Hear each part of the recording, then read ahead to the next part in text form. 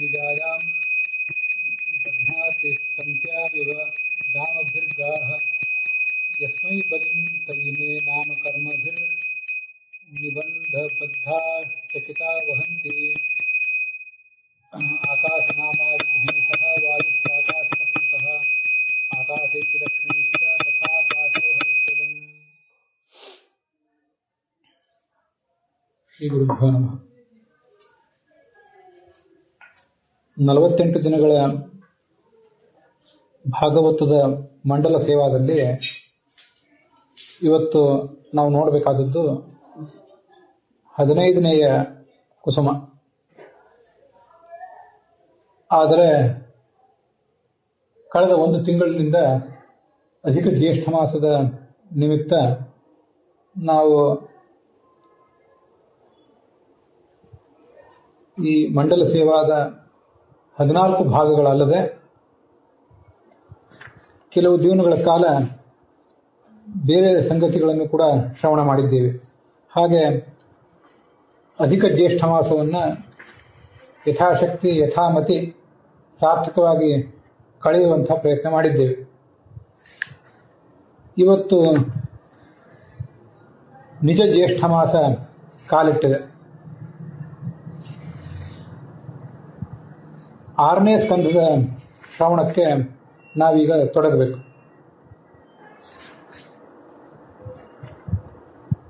ಇದರಲ್ಲಿ ಅಜಾಮಿಳನ ಕಥಾ ಪ್ರಾರಂಭ ಆಗ್ತದೆ. ಈ 6ನೇ ಸ್ಕಂದದ 1ನೇ ಅಧ್ಯಾಯದಲ್ಲೇ ಅಜಾಮಿಳನ ಕಥಾ ಇದು ಯಾವ ಕಾಲಕ್ಕೂ ಮನುಷ್ಯನಿಗೆ ಶೀಲದ ದೃಷ್ಟಿಯಿಂದ ಯಾವ ಕಾಲಕ್ಕೂ ಇದು ಮಹತ್ವದ್ದೇ. ವಿಶೇಷವಾಗಿ ಈಗೇನು ಕಲಿಕಾಲ ಕಾಲಿಟ್ಟಿದೆ, ಕಲಿಕಾಲದಲ್ಲಿ ಇದಕ್ಕೆ ಹೆಚ್ಚು ಮಹತ್ವ. ನಾವೆಲ್ಲ ನಮ್ಮ ಶೀಲವನ್ನು ಕಾಪಾಡಿಕೊಳ್ಳುವ ದೃಷ್ಟಿಯಿಂದ, ಕುಟುಂಬದ ಬಂಧವನ್ನು ಕಾಪಾಡಿಕೊಳ್ಳುವ ದೃಷ್ಟಿಯಿಂದ ಒಂದು ವಿಶಿಷ್ಟವಾದ ಪ್ರಯತ್ನವನ್ನು ಮಾಡಬೇಕಾಗಿದೆ. ವಿಶಿಷ್ಟವಾದ ಪ್ರಯತ್ನವನ್ನು ನಮಗೆ ಮಾಡಲಿಕ್ಕೆ ಕಲಿಸ್ತದೆ ಈ ಅಧ್ಯಾಯ. ಸಾಧಕ ತಪ್ಪಿ ನಡೆದರೆ ಏನಾಗ್ತದೆ ಅಂತನ್ನೋದನ್ನು ಈ ಅಧ್ಯಾಯದಲ್ಲಿ ಹೇಳ್ತಾರೆ. ಅಜಾಮಿಳನಂಥ ಮಹಾಭಕ್ತ, ಅವನಿಗೆ ಒಮ್ಮೆ ಹಾವು ಏಣಿ ಆಟದಲ್ಲಿ ಈ ವಿಷಯ ಸಂಪರ್ಕ, ಸ್ತ್ರೀ ಸಂಘ ಅನ್ನುವ ಹಾವಿನ ಕಡಿತ ಆಗಿ ಅವನು ಹೇಗೆ ಕುಸಿದು ಬಿದ್ದ, ಮತ್ತೆ ಹೇಗೆ ಎದ್ದು ನಿಂತ ಭಗವದ್ಭಕ್ತಿ ಎಂಬ ಏಣಿಯನ್ನು ಹಿಡ್ಕೊಂಡು ಅನ್ನೋದನ್ನು ಇದರಲ್ಲಿ ನಾವು ನೋಡ್ತೇವೆ. ಅಜಾಮಿಳನಂಥ ಅಸಾಮಾನ್ಯನಿಗೆ ಹಾಗೆ ಆಗಿರುವಾಗ ನಮ್ಮಂಥ ಸಾಮಾನ್ಯರಲ್ಲಿ ಸಾಮಾನ್ಯರಾದವರು ಇದರ ಬಗ್ಗೆ ಎಷ್ಟು ಎಚ್ಚರಿಕೆಯಿಂದಿದ್ರೂ ಕಡಿಮೆ. ಅದನ್ನು ನಮಗೆ ಈ ಅಧ್ಯಾಯಗಳು ಕಲಿಸುತ್ತವೆ.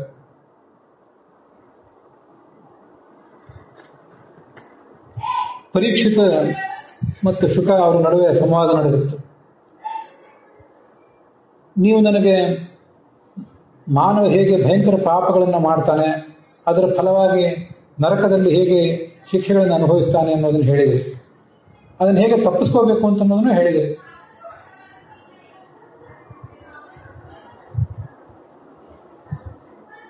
ಆಗ ಅವ್ರು ಹೇಳಿದರು, ಮನಸ್ಸಿನ ಮೂಲಕ, ಮಾತಿನ ಮೂಲಕ, ಕೈಕಾಲುಗಳ ಮೂಲಕ ಏನು ಪಾಪಗಳನ್ನು ಮಾಡ್ಕೋತಾನೆ, ಆ ಎಲ್ಲ ಪಾಪಗಳಿಗೆ ಇಲ್ಲೇ ಪರಿಹಾರ ಮಾಡ್ಕೋಬೇಕು. ಎಷ್ಟು ಸಾಧ್ಯವೋ ಅಷ್ಟು ಇಲ್ಲೇ ಪರಿಹಾರ ಮಾಡ್ಕೋಬೇಕು, ಪ್ರಾಯಶ್ಚಿತ್ತ ಮಾಡ್ಕೋಬೇಕು. ಇಲ್ಲದೆ ಹೋದರೆ ನರಕಕ್ಕೆ ಹೋಗಿ ಬೀಳಬೇಕಾಗ್ತದೆ. ಅಲ್ಲಿ ದಾರುಣವಾದ ನರಕಗಳಲ್ಲಿ ಏನು ಶಿಕ್ಷೆ ಅನುಭವಿಸಬೇಕಾಗ್ತದೆ ಅನ್ನೋದನ್ನು ವರ್ಣಿಸಿದ್ದೇನೆ. ಆದ್ದರಿಂದ ಸಾವು ಬರುವುದಕ್ಕಿಂತ ಮುಂಚೆನೆ, ಸಾವು ಬರುವುದಂತೂ ನಿಶ್ಚಿತ, ಒಂದು ಕಾಲದಲ್ಲಿ ಸಾವು ಬರುವುದು ನಿಶ್ಚಿತ.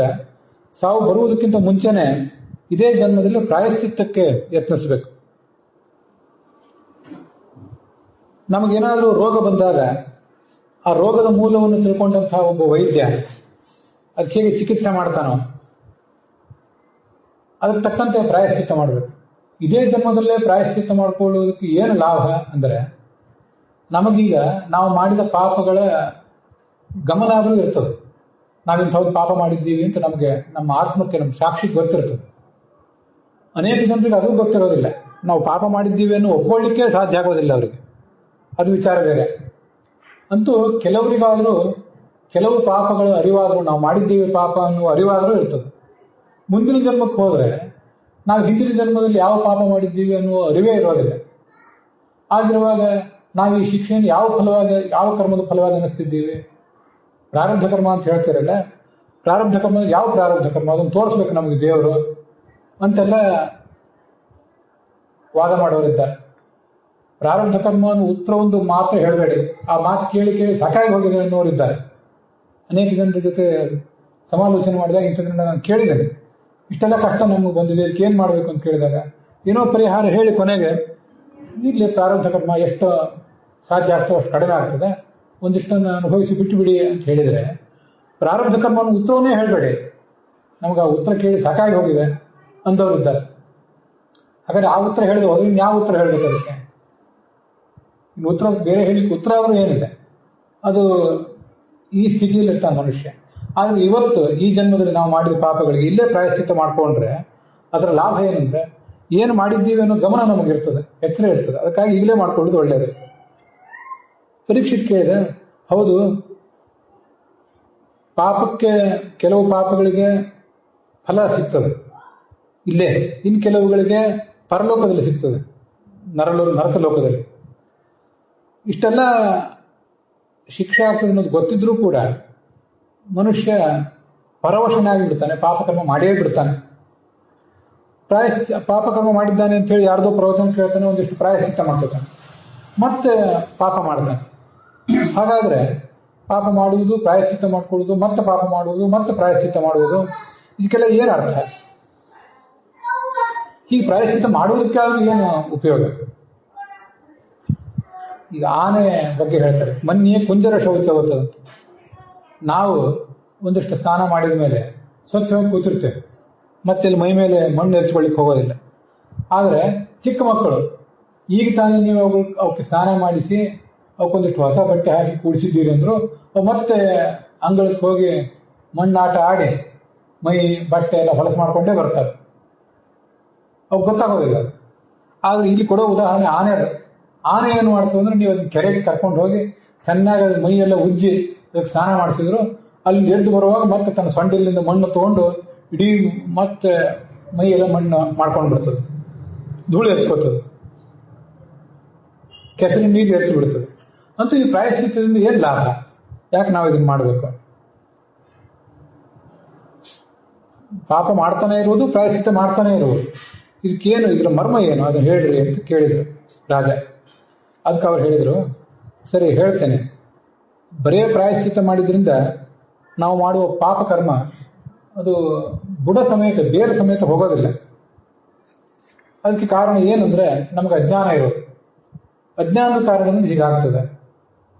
ಆದರೆ ಜ್ಞಾನಿಯಾದವನು, ತತ್ವಜ್ಞಾನಿಯಾದವನು ಒಂದು ಬಾರಿ ಕಾಲು ಜಾರಿದರೂ ಕೂಡ ಪಶ್ಚಾತ್ತಾಪ ಪಟ್ಟು ಪ್ರಾಯಶ್ಚಿತ್ತ ಮಾಡಿದರೆ ಪಾಪ ಪೂರ್ಣವಾಗಿ ಹೋಗ್ತದೆ.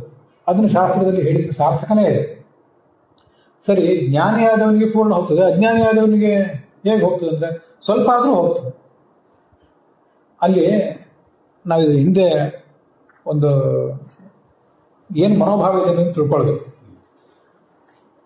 ನಾವು ಒಳ್ಳೆಯ ಕೆಲಸ ಆಗಲಿ ಕೆಟ್ಟ ಕೆಲಸ ಆಗಲಿ ಅದು ಮಾಡಿದಾಗ ಏನಾಗ್ತದಂದ್ರೆ ಒಂದು ಮನಸ್ಸಿನ ಸಂಸ್ಕಾರ ಕೊಡ್ತದೆ. ಈಗ ನಾವು ಒಂದು ಬಟ್ಟೆ ತಗೊಂಡು ಅದನ್ನು ಮಡಿಚಿಟ್ಟಿದ್ರೆ ಎಷ್ಟೊತ್ತಕ್ಕೆ ಹಾಕಿಟ್ಟಿರ್ತೀವೋ ಆ ಮಡಿಕೆ ಹಾಗೇ ಇರ್ತದೆ. ಬಳಕೆ ಮಾಡಿ ತೊಡಗಿದ ಮೇಲೆ ಆಮೇಲೂ ಸ್ವಲ್ಪ ಹೊತ್ತಾಗಿ ಮಡಿಕೆ ಹಾಗೇ ಇರ್ತದೆ. ಬಹಳ ಹೊತ್ತು ನೀವು ಅದನ್ನು ಹಾಗೆ ಬಳಸ್ತಾನೆ ಹೋದ್ರೆ ಮಡಿಕೆಯೆಲ್ಲ ಅಳಿಸಿ ಹೋಗ್ತದೆ. ಆದರೆ ಮತ್ತೆ ಅದಕ್ಕೆ ಏನು ಮಾಡ್ತೀವಿ, ಅದನ್ನ ಬಟ್ಟೆ ಹೊಲಿತೀವಿ, ಅದನ್ನು ಮತ್ತೆ ಇಸ್ತ್ರಿ ಮಾಡ್ತೀವಿ, ಅದನ್ನ ಒಳಗಿಡ್ತೀವಿ. ಈ ಒಂದು ಕೆಲಸ ನಾವೇನು ಮಾಡ್ತೀವಲ್ಲ ಅದು ಆ ಕೆಲಸ ನಮ್ಮ ದೇಹದ ಮೇಲೆ, ಮನಸ್ಸಿನ ಮೇಲೆ ಮತ್ತು ಆತ್ಮದಲ್ಲಿ ಪರಿಣಾಮ ಬೀರ್ತದೆ. ಒಳ್ಳೆ ಕೆಲಸ ಆಗಲಿ ಕೆಟ್ಟ ಕೆಲಸ ಆಗಲಿ. ಒಳ್ಳೆ ಕೆಲಸ ಇವತ್ತೊಂದು ಪ್ರಾರಂಭ ಮಾಡಿದರೆ ನಾಳೆನೂ ಆ ಕೆಲಸ ಮಾಡಬೇಕು ಅಂತ ಅನಿಸ್ತದೆ. ಯಾರು ಏನಾದ್ರು ಬೈತಾರೆ, ಮಾಡದೆ ಹೋದ್ರು ಬೈತಾರೆ, ಛೀ ಅಂದಾರು, ಥೂ ಅಂದಾರು ಅಂತ ಭಯದಿಂದಾದ್ರೂ ಮಾಡ್ಬೇಕು ಅನ್ನಿಸ್ತದೆ. ಆದ್ರಿಂದ ನಾಳೆ ಮಾಡ್ಲಿಕ್ಕೆ ಹೋಗ್ತಾನೆ. ಹಾಗೆ ನಿರಂತರವಾಗಿ ಮಾಡ್ತಾ ಹೋದ್ರೆ ಆ ಕರ್ಮಗಳನ್ನ, ಒಳ್ಳೆ ಕೆಲಸಗಳನ್ನ ಬಿಡಬೇಕು ಅಂತ ಅನಿಸೋದಿಲ್ಲ. ಹಾಗೇನೆ ಕೆಟ್ಟ ಕೆಲಸಗಳು ಕೂಡ. ತೀರಾ ಇನ್ನೊಬ್ಬರ ಕೊಲೆ ಮಾಡುವುದು, ಅನಾಚಾರ ಮಾಡುವುದು, ಅತ್ಯಾಚಾರ ಮಾಡುವುದು ಪ್ರಾಯ ಮೊದಲನೇ ಸರಿ ತುಂಬಾ ಕಷ್ಟ ಅನಿಸ್ತದೆ, ಮನಸ್ಸಿಗೆ ಕಸಿವಿಸಿ ಅನಿಸ್ತದೆ, ಹಿಂಸೆ ಅನಿಸ್ತದೆ. ಆದ್ರೆ ನೀರಿಗೆ ಇಳಿದವನಿಗೆ ಚಳಿ ಏನು ಮಳೆ ಏನು ಅನ್ನುವಂತೆ ಒಂದ್ಸರಿ ಮಾಡ್ಲಿಕ್ಕೆ ಶುರು ಮಾಡಿದ್ಮೇಲೆ ಆ ಕೆಟ್ಟ ಕೆಲಸದ್ದು ಒಂದು ಸಂಸ್ಕಾರ ಕೂತ್ಕೋತದೆ. ಆದ್ರಿಂದ ಇನ್ನೊಂದ್ಸರಿ ಆ ಕೆಟ್ಟ ಕೆಲಸ ಮಾಡಬೇಕು ಅಂತ ಕಾಣಿಸ್ತದೆ. ಮೊದಲನೇ ಸರಿ ಮಾಡುವಾಗ ಬಹಳ ಭಯ ಇರ್ತದೆ, ಹಿಂಜರಿಕೆ ಇರ್ತದೆ. ಅಷ್ಟು ಹಿಂಜರಿಕೆ ಎರಡನೇ ಸರಿ ಆಗೋದಿಲ್ಲ, ಮೂರನೇ ಸರಿ ಏನೂ ಹಿಂಜರಿಕೆ ಆಗೋದಿಲ್ಲ. ಅಂತೂ ಅದರಲ್ಲೇ ಮುಳುಗಿ ಹೋಗ್ಬಿಡ್ತಾನೆ. ಈ ಜಗತ್ತಿನಲ್ಲಿ ಯಾರು ನನಗೇನು ಅಂದ್ರೇನು ಬಿಟ್ರೇನು, ನಾನು ಹೇಗಿರ್ಬೇಕು ಹಾಗಿರ್ತೇನೆ ಅಂತ ದುಷ್ಕೃತ್ಯಗಳನ್ನು ಮಾಡ್ತಾ ಹೋಗ್ತಾನೆ. ಸಂಸ್ಕಾರ, ನಾವು ಮಾಡಿದ ಕೆಟ್ಟ ಕೆಲಸ ಆಗಲಿ ಒಳ್ಳೆ ಕೆಲಸ ಆಗಲಿ, ಅದರ ಸಂಸ್ಕಾರ ಒಂದು ಮನಸ್ಸಿನಲ್ಲಿ ಉಳಿದಿರ್ತದೆ.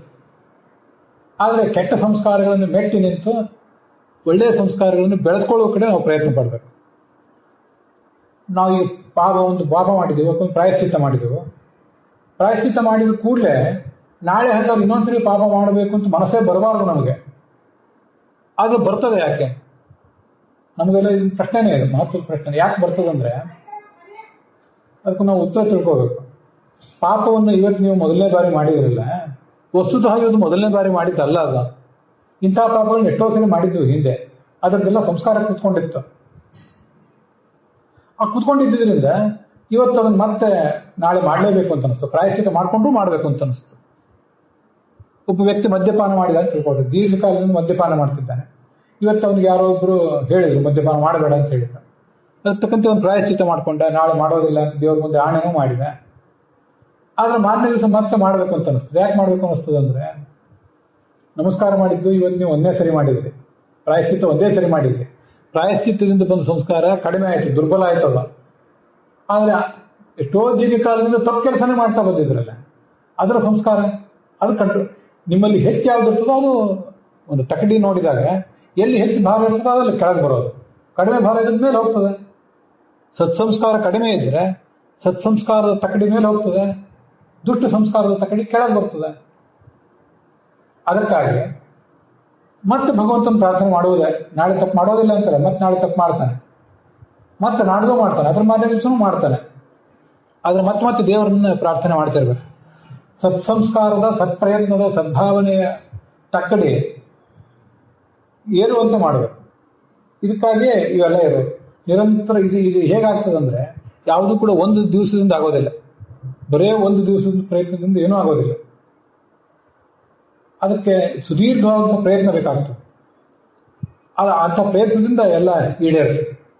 ಅದನ್ನ ಇಲ್ಲಿ ಹೇಳೋದು. ಪ್ರಾಯಶ್ಚಿತ್ತ ಮಾಡಿದ್ದು ವ್ಯರ್ಥ ಅನ್ಕೋಬೇಡಿ. ಜಗತ್ತಿನಲ್ಲಿ ಒಂದು ಬೀಜ ಎಲ್ಲಾದ್ರೂ ಬಿತ್ತಿದ್ರೆ ಅದೆಂದೂ ವ್ಯರ್ಥ ಅಲ್ಲ, ಅದೆಲ್ಲಾದ್ರೂ ಒಂದು ಕಡೆ ಫಲ ಕೊಟ್ಟೇ ಕೊಡ್ತದೆ. ಅನೇಕ ಬಾರಿ ನಾನು ಇದನ್ನ ಅನೇಕ ಜೊತೆ ಮಾತಾಡುವಾಗ ಹೇಳಿದ್ದೇನೆ. ಇವತ್ತು ನಮಗೇನೋ ಶಾಸ್ತ್ರವನ್ನು ಓದಲಿಕ್ಕೆ ಆಗಲಿಲ್ಲ ಚಿಕ್ಕ ವಯಸ್ಸಿನಲ್ಲಿದ್ದಾಗ, ಈಗ ಓದಿದೆವು, ಈಗ ಕೇಳಿದೆವು. ಇದೇನು ವ್ಯರ್ಥ ಅಂತ ತಿಳ್ಕೊಬೇಡ್ರಿ. ಪೂರ್ಣವಾಗಿ ಅರ್ಥ ಆಗದೇ ಇದ್ರೂ ವ್ಯರ್ಥ ಅಲ್ಲ. ಈ ಕಿವಿಯಿಂದ ಬಂದು ಈ ಕಿವಿಯಿಂದ ಹೋಗಿದೆ ಅಂತ ಕಂಡ್ರೂ ಅದು ವ್ಯರ್ಥ ಅಲ್ಲ. ಇನ್ನು ಯಾವತ್ತೋ 100 ವರ್ಷ 1000 ವರ್ಷ ಬಿಟ್ಟು ಈಗ ಬಿತ್ತಿದ ಬೀಜ ಮನುಷ್ಯನಿಗೆ ಉಪಯೋಗಕ್ಕೆ ಬರ್ತದೆ. ಈಗ ಬಿತ್ತಿದ ಬೀಜ ಮಕ್ಕಳು, ಮೊಮ್ಮಕ್ಕಳು, ಮರಿಮಕ್ಕಳು ಯಾರ್ದೋ ಕಾಲಕ್ಕೆ ಎದ್ದು ನಿಲ್ತದೆ. ಅದು ಏನಂತ ಗೊತ್ತಾಗೋದಿಲ್ಲ, ಬೀಜ ಮಾತ್ರ ವ್ಯರ್ಥ ಆಗೋದಿಲ್ಲ. ಯಾವಾಗ ಮೊಳಕೆ ಬರಬೇಕು? ಮಳೆಗಾಲ ಬಂದಾಗ ಮೊಳಕೆ ಬರ್ತದೆ. ಅಲ್ಲಿವರೆಗೆ ಮಳೆಗಾಲ ಇಲ್ಲದೆ ಇದ್ದಾಗ ಮಣ್ಣೆಲ್ಲ ಸ್ವಚ್ಛವಾಗಿ ಮಣ್ಣು ಕಾಣಿಸ್ತಿರ್ತದೆ, ಅಲ್ಲಿ ಏನು ಕಾಣಿಸೋದೇ ಇಲ್ಲ, ಬೀಜ ಕಾಣಿಸೋದಿಲ್ಲ. ಮಳೆಗಾಲ ಬಂದಾಗ ಅಲ್ಲಿ ಮೊಳಕೆ ಬರೋದು. ಹಾಗೆ ಪ್ರತಿಯೊಂದಕ್ಕೂ ಕಾಲ ಇದೆ, ಆ ಕಾಲದಲ್ಲೇ ಅವು ಹುಟ್ಟೋದು. ಮತ್ತೆ ನೀವು ಕೆಲವು ಗಿಡಗಳನ್ನು ನೋಡಿರ್ತೀರಿ, ಆ ಗಿಡಗಳು ಒಂದು ನಿರ್ದಿಷ್ಟ ಸೀಸನ್ ಬಂದಾಗ ಅಷ್ಟೇ ಹಣ್ಣು ಕೊಡ್ತವೆ. ಇನ್ನು ಕೆಲವಂತೂ ಪೂರ್ತಿ ಬಾಡಿ ಹೋದಂತ ಕಾಣಿಸ್ತಿರ್ತಾರೆ. ಏನ ಗಿಡ ಸತ್ತೇ ಹೋಯ್ತು ಅಂತ ಅನ್ಕೊಂಡಿರ್ತೀವಿ ನಾವು. ಆದರೆ ಅವನು ನಿರ್ದಿಷ್ಟ ಸೀಸನ್ ಬಂದಾಗ ಮತ್ತೆ ಅದರಲ್ಲಿ ಹೂವು ಇತ್ಯಾದಿ ಕಾಣಿಸ್ಕೋತದೆ, ಅದ್ರ ಸೊಬಗು ಕಾಣಿಸ್ತದೆ. ಹಾಗೆ ಕೆಟ್ಟದ್ದು ಅನ್ನೋದು ಒಂದು ವೃಕ್ಷವೇ, ಕೆಟ್ಟ ಆಲೋಚನೆಗಳು ಅನ್ನೋದು ಒಂದು ವೃಕ್ಷವೇ, ಒಳ್ಳೆಯ ಆಲೋಚನೆ ಅನ್ನೋದು ಒಂದು ವೃಕ್ಷವೇ. ಅದಕ್ಕೆ ಸರಿಯಾಗಿ ನೀರು, ಗೊಬ್ಬರ, ಬೆಳಕು ಇತ್ಯಾದಿ ಬಿದ್ದಾಗ ಅದು ಮೇಲೆದ್ದು ನಿಲ್ತದೆ. ಆದ್ರಿಂದ ಪ್ರಾಯಶ್ಚಿತ್ತ ಮಾಡುವುದು ವ್ಯರ್ಥ ಅಲ್ಲ. ನಾವು ಅಜ್ಞಾನಿಗಳು, ನಮ್ಗೇನ್ ಮಾಡ್ಲಿಕ್ಕೆ ಬರ್ತದೆ, ನಮ್ಗೇನ್ ಪೂಜೆ ಮಾಡ್ತೀವಿ, ಏನ್ ದೇವಾಲಯಕ್ಕೆ ಹೋಗ್ತೀವಿ, ನಮ್ಗೇನ್ ತಿಳಿತದೆ ಅನ್ಬೇಡ್ರಿ. ಹಾಗೇನಲ್ಲ. ನಿಷಿದ್ಧ ಕರ್ಮ ಮಾಡುವ ಪ್ರವೃತ್ತಿಯನ್ನು, ಕೆಟ್ಟ ಕೆಲಸವನ್ನು ಮಾಡುವ ಪ್ರವೃತ್ತಿಯನ್ನು ಕಡಿಮೆ ಮಾಡ್ತಾ ಹೋಗ್ಬೇಕು, ಕ್ರಮವಾಗಿ ಕಡಿಮೆ ಮಾಡಬೇಕು. ಕ್ರಮವಾಗಿ ಕಡಿಮೆ ಮಾಡಿ ಮಾಡಿ ಪ್ರಾಯಶ್ಚಿತ್ತ ಮಾಡ್ತಾ ಇದ್ರೆ ನಿಧಾನವಾಗಿ ಅದು ಕೈಗೂಡ್ತದೆ. ಒಂದಲ್ಲ ಒಂದು ದಿವಸ ಅದು ಕೈಗೂಡ್ತದೆ. ಇವತ್ತು ನಾವೊಂದು ಮದ್ಯಪಾನ ಮಾಡ್ತಿದ್ವಿ ಅಂತ ತಿಳ್ಕೊಂಡ್ರೆ ಅದಕ್ಕೆ ಉದಾಹರಣೆ ಹೇಳಿದೆ, ಅದೊಂದೇ ಅಂತಲ್ಲ. ಒಂದು ನಿರ್ದಿಷ್ಟ ಪ್ರಮಾಣದಲ್ಲಿ ಅದನ್ನು ಮಾಡ್ತಾ ಇದ್ದವನಿಗೆ ನಿರಂತರವಾಗಿ ಇದನ್ನು ಮಾಡಬಾರ್ದು ಅನ್ನೋ ಆಲೋಚನೆಯಿಂದ ಆ ಮಾಡುವ ಪ್ರಮಾಣ ಕಡಿಮೆ ಆಗ್ತಾ ಹೋಗ್ತದೆ. ಎಷ್ಟೋ ದಿವಸ ಆದ್ಮೇಲೆ, ಎಷ್ಟೋ ವರ್ಷ ಆದ್ಮೇಲೆ ಅದು ನಿಲ್ಲಾಗಲಿಕ್ಕೆ, ಪೂರ್ಣ ಶೂನ್ಯ ಆಗಲಿಕ್ಕೆ ಎಷ್ಟೋ ಕಾಲ ಬೇಕಾಗ್ಬೋದು. ಕೆಲವರಿಗೆ ಇನ್ನೂ ಬೇಗ ಆಗ್ಬೋದು, ಕೆಲವರಿಗೆ ನಿಧಾನ ಆಗ್ಬೋದು. ಒಂದೊಂದು ಭೂಮಿ ಒಂದೊಂದು ಥರ, ಒಂದೊಂದು ಬೀಜ ಒಂದೊಂದು ಥರ, ಒಂದೊಂದು ನೀರಿನ ಗುಣ ಒಂದೊಂದು ಥರ. ಎಲ್ಲ ಕಡೆ ಬಿತ್ತಿದ ಬೀಜ ಒಂದೇ ಥರ ಲಾವಣಿಯನ್ನು ಕೊಡೋದಿಲ್ಲ, ಒಂದೇ ಥರ ಮೊಳಕೆಯನ್ನು ಬರೋದಿಲ್ಲ. ಹಾಗಿರುವಾಗ ಒಬ್ಬ ವ್ಯಕ್ತಿ ಒಂದೊಂದು ಥರ. ನಮ್ಮ ದೇಹ ಇದೆಲ್ಲ ಒಂದು ಬೀಜ, ಭೂಮಿ ಇದ್ದಂತೆ. ನಾವು ಇದರಲ್ಲಿ ಬಿತ್ತುವ ಒಳ್ಳೆಯ ಬೀಜಗಳು, ಕೆಟ್ಟ ಬೀಜಗಳು, ಅವೇ ಆಲೋಚನೆಗಳು, ಅವು ಒಬ್ಬೊಬ್ಬರಿಗೆ ಒಂದೊಂದು ಥರದ ಫಲ ಕೊಡ್ತವೆ. ಆದ್ದರಿಂದ ನಾವು ಅದನ್ನು ಪ್ರಾರಂಭ ಮಾಡಲೇಬೇಕು. ನಮ್ಗೆ ಇದೆಲ್ಲ ಗೊತ್ತಿದೆ. ಮಧುಮೇಹ ಬಂದರೆ ಔಷಧ ತಗೋತೀವಿ, ಅದು ಒಂದೇ ದಿವಸದಲ್ಲಿ ಹೋಗ್ತದ? ಹೇಗೆ ಹೋಗ್ಬೇಕು? ನಿರಂತರವಾಗಿ ದುರಭ್ಯಾಸಗಳು, ಅನೈಸರ್ಗಿಕವಾದ ಜೀವನ, ಆಹಾರದಲ್ಲಿ ದೋಷ, ವಾತಾವರಣದಲ್ಲಿ ದೋಷ, ಇದರ ಫಲವಾಗಿ ಮಧುಮೇಹ ಬಂದಿದೆ. ಒಂದೇ ದಿವಸದಲ್ಲಿ ಹೋಗ್ಬೇಕು. ಹೇಗೆ ಒಂದೇ ದಿವಸದಲ್ಲಿ ಹೋಗ್ಬೇಕಂದ್ರೆ ದೇಹವೇ ಹೋಗ್ಬೇಕಷ್ಟೆ. ಆದರೆ ಹಾಗೆ ಅಂತ ಬಿಡ್ಲಿಕ್ಕೆ ಆಗ್ತದೇನೋ? ಔಷಧವನ್ನು ತಗೋತಾನೆ ಇರಬೇಕು, ನಿಯಂತ್ರಣದಲ್ಲಿರ್ತದೆ. ಕೊನೆ ಪಕ್ಷ ಹೆಚ್ಚಾರು ಆಗೋದಿಲ್ಲ, ನಿಯಂತ್ರಣದಲ್ಲಾರು ಇರ್ತದಲ್ಲ. ಅದರಂತೆ ಪ್ರಾಯಶ್ಚಿತ್ತ. ಸತ್ಯವಾದ, ಯಾವಾಗಲೂ ಪಥ್ಯವಾದ ಆಹಾರವನ್ನು ತಗೋತಾ ಇದ್ದರೆ ರೋಗ ಬರೋದಿಲ್ಲಲ್ಲ. ಹಾಗೆ ಜ್ಞಾನಿಯಾದವನು ಇವೆಲ್ಲವನ್ನು ಮೀರಿ ನಿಂತಿರ್ತಾನೆ. ಅವನ ಜ್ಞಾನವೇ ಎಲ್ಲವನ್ನೂ ಸುಟ್ಟಾಕ್ತದೆ.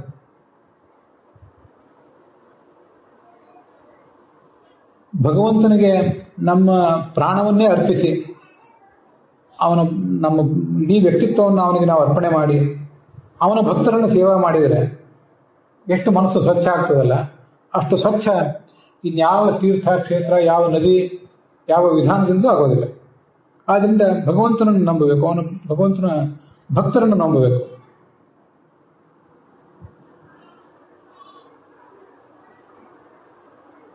ಭಗವಂತನಲ್ಲಿ ಭಕ್ತಿ ಹೊಂದಿದ್ರೆ ಎಲ್ಲಾ ಥರದ ಪಾಪಗಳು ಪರಿಹಾರ ಆಗ್ತವೆ.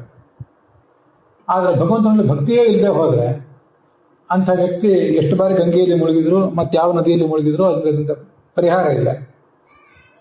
ಒಂದು ಮದ್ಯದ ಪಾತ್ರೆ,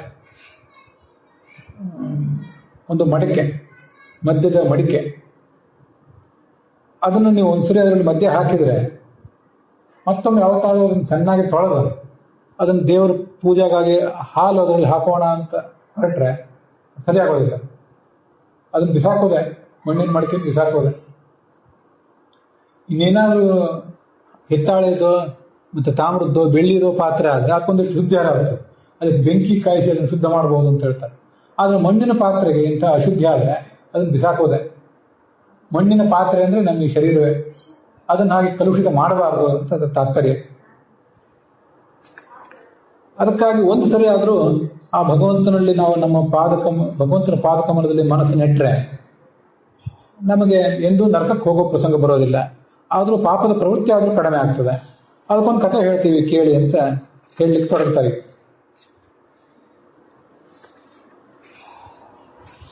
ಅಜಾಮಿಳ ಅಂತ ಒಬ್ಬ ಬ್ರಾಹ್ಮಣ ಇದ್ದ.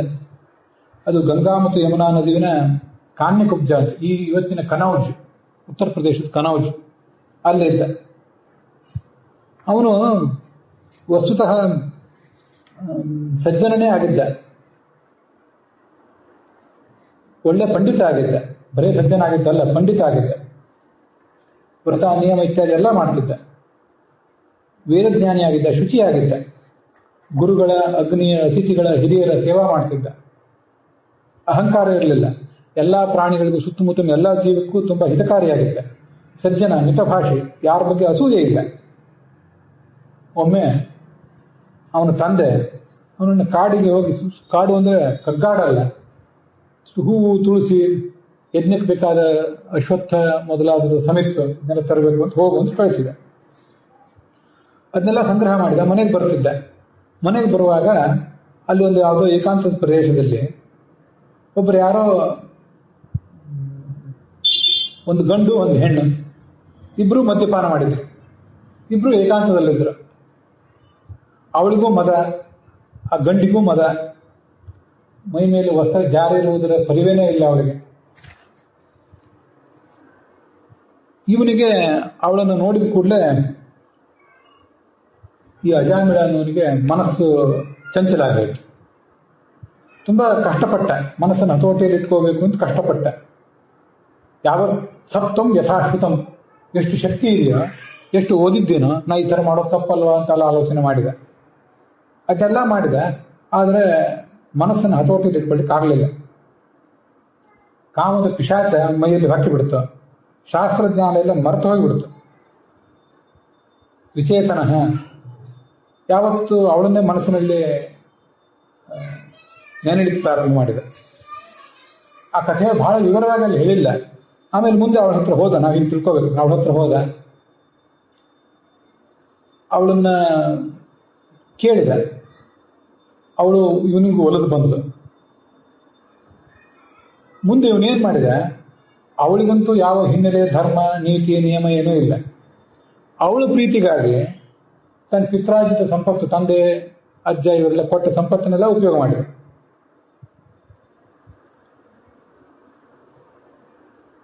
ಈ ಕಡೆ ಎಳೆಯ ವಯಸ್ಸಿನ ಹೆಂಡತಿ, ಇನ್ನೂ ತಂದೆ ಇದ್ದಾನೆ ಅನ್ನೋದನ್ನು ಗಮನಿಸಿ.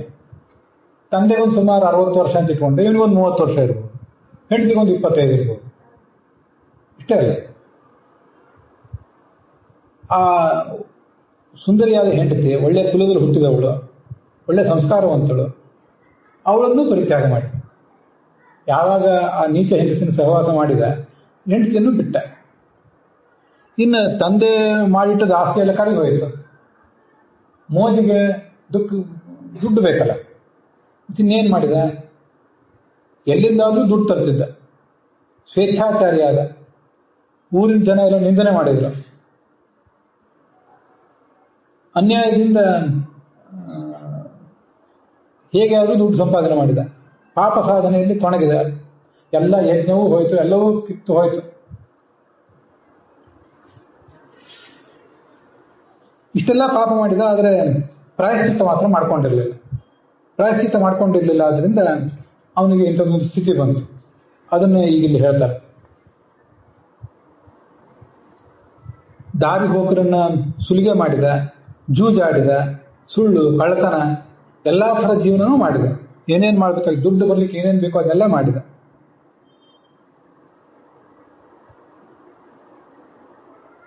ಅವನಿಗೆ ಮಕ್ಕಳಾದ್ರು. 88 ವರ್ಷ ಆಗಿತ್ತು ಅವನಿಗೆ. ಈ ಒಂದು ಘಟನೆ ನಡೆದಾಗ 88 ವರ್ಷ ಆಗಿತ್ತು. ಅವನಿಗಾಗ 10 ಜನ ಗಂಡು ಮಕ್ಕಳಾಗಿದ್ದರು. ತನ್ನ ಹೆಂಡತಿಯಲ್ಲಿ ಎಷ್ಟು ಜನ ಮಕ್ಕಳಿದ್ರು ಅಂತ ಮೇಲೆ ವರ್ಣನೆ ಮಾಡಿಲ್ಲ. ಹೆಂಡತಿ ಹೆಸರೂ ಇಲ್ಲ.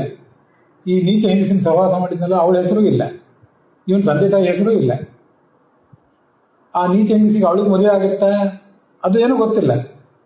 ಅವಳು ತನ್ನ ಗಂಡನ ಬಿಟ್ಟು ಇವನ ಹತ್ರ ಬಂದ್ಲ, ಅದು ಏನು ಗೊತ್ತಿಲ್ಲ. ಅಂತೂ ಇವನಿಗೆ ಅವಳಲ್ಲಿ, ಇಟ್ಕೊಂಡವಳಲ್ಲಿ 10 ಜನ ಮಕ್ಕಳಾದ್ರು. ಕಟ್ಟಿಕೊಂಡವಳಲ್ಲಿ ಎಷ್ಟು ಜನ ಮಕ್ಕಳಾದ್ರೂ ಗೊತ್ತಿಲ್ಲ. 10 ಜನ ಮಕ್ಕಳಲ್ಲಿ ಕೊನೆಯವನು ನಾರಾಯಣ ಅಂತ ಹೆಸರಿಟ್ಟಿದ್ದು. ತಂದೆ ತಾಯಂದ್ರಿಗೆ ಭಾರಿ ಪ್ರೀತಿಯ ಮಗ. ಅದು ಬಹಳ ಮುದ್ದಾಗಿ ಮಾತಾಡ್ತಿತ್ತು. ಎಲ್ಲಾ ಮಕ್ಕಳ ಬಗ್ಗೆನೂ ತಂದೆ ತಾಯಂದ್ರಿಗೆ ಮೋಹ ಪ್ರೀತಿ ಎಲ್ಲ ಇದ್ದೇ ಇರ್ತದೆ. ಕೊನೆಯ ಮಗು ಅಥವಾ ಮೊದಲನೇ ಮಗು, ಅದ್ರ ಬಗ್ಗೆ ಏನೋ ಕೆಲವರಿಗೆ ಒಬ್ಬೊಬ್ಬರಿಗೆ ಇನ್ನೊಂದು ಮೋಹ ಇರ್ತದೆ. ಅದರ ಆಟವನ್ನು ನೋಡ್ತಾ ಕಣ್ತುಂಬ ಆನಂದ ಪಡ್ತಾ ಇದ್ದ. ಇನ್ನು ಗಮನಿಸಿ, ಇವನಿಗೆ 88. ಆ ವಯಸ್ಸಿನ ತನಕನೂ, ಅಂದ್ರೆ ಸುಮಾರು 70, ಆ ವಯಸ್ಸಿನ ತನಕನೂ ಸಂತಾನ ಉತ್ಪಾದನೆ ಮಾಡಿದೆ. ಸುಮಾರು 30, 35, 40 ಹೆಂಡತಿಯನ್ನು ಬಿಟ್ಟು ಹೋಗಿದ್ದಾನೆ ಅಂತ ಇಟ್ಕೊಂಡ್ರೆ ಮುಂದೆ 10 ಮಕ್ಕಳಾದ್ರು. ಈ ಮುದುಕ ಅದನ್ನ ನೋಡಿ, ಆ ಮುದುಕ ಮಗುವಿನ ಆಟವನ್ನು ನೋಡಿ ಆನಂದ ಪಡ್ತಿದ್ದ ಅಂತ ವರ್ಣನೆ ಮಾಡ್ತಾರೆ. ತಾನು ಉಣ್ಣುವಾಗ ಅದಕ್ಕೂ ಉಣಿಸ್ತಿದ್ದ, ತಾನು ಕುಡಿಯುವಾಗ ಅದಕ್ಕೂ ಕುಡಿಸ್ತಿದ್ದ, ತಿನ್ನಿಸ್ತಿದ್ದ. ನವೇದ ಆಗತ ಮಂತಕಂ, ಎಲ್ಲ ಗೊತ್ತಾಗ್ತಿತ್ತು. ಸಾವು ಹತ್ರ ಬಂದಿದೆ ಅನ್ನೋದನ್ನು ಗೊತ್ತಾಗಲಿಲ್ಲ. ಬಂತು, ಇವ್ರಿಗೆ ಗೊತ್ತಾಗದಿದೆ, ಬರೋದೇ ನಿಲ್ಲಿಸೋದಿಲ್ಲ, ಅದು ಬಂದೇ ಬಿಡುತ್ತೆ. ಯಾವತ್ತೂ ಆ ಮಗುವಿನ ಧ್ಯಾನ ಒಂದು ಬೇರೆ. ನೀನು ಸದಾಚಾರಿಯಾದ ಜ್ಞಾನಿಯೇ ಆಗಿರಿ, ನೀಚರೇ ಆಗಿರಿ, ಮಕ್ಕಳ ಮೇಲೆ ಮೋಹ ಅಂತೂ ಸಮಾನವೇ ಇಲ್ಲ ಎಲ್ಲರಿಗೂ. ಸಾವು ಇನ್ನೇನು ಬಂದೇ ಬಂತು. ಆವಾಗ ಅವನಿಗೆ 3 ಜನ ಕಾಣಿಸಿದರು. ಕೈಯಲ್ಲಿ ದಂಡ, ವಿಚಿತ್ರವಾಗಿ ಕಾಣಿಸ್ತಿದ್ರು. ಕೈಯಲ್ಲಿ ಪಾಶ, ಹಗ್ಗ ಇತ್ಯಾದಿ, ವಿಚಿತ್ರವಾದ ಆಕಾರ, ನಿಮಿರಿದ ಕೂದಲು, ಭಯಾನಕವಾಗಿದ್ರು. ಅವರನ್ನು ನೋಡಿದಾಗ ಇವನು ಕೈಕಾಲು ನಡಗಿತ್ತು. ಅವ್ರು ನೋಡಿ ಹೆದರಿದ. ಇನ್ನೇನು ಅವ್ರು ಬಂದು ಇವನ ಹತ್ರ ಬರ್ತಿದ್ದಾರೆ ಅನ್ನೋ ಹೊತ್ತಿಗೆ ಆ ಮಗನನ್ನು ಕರೆದ.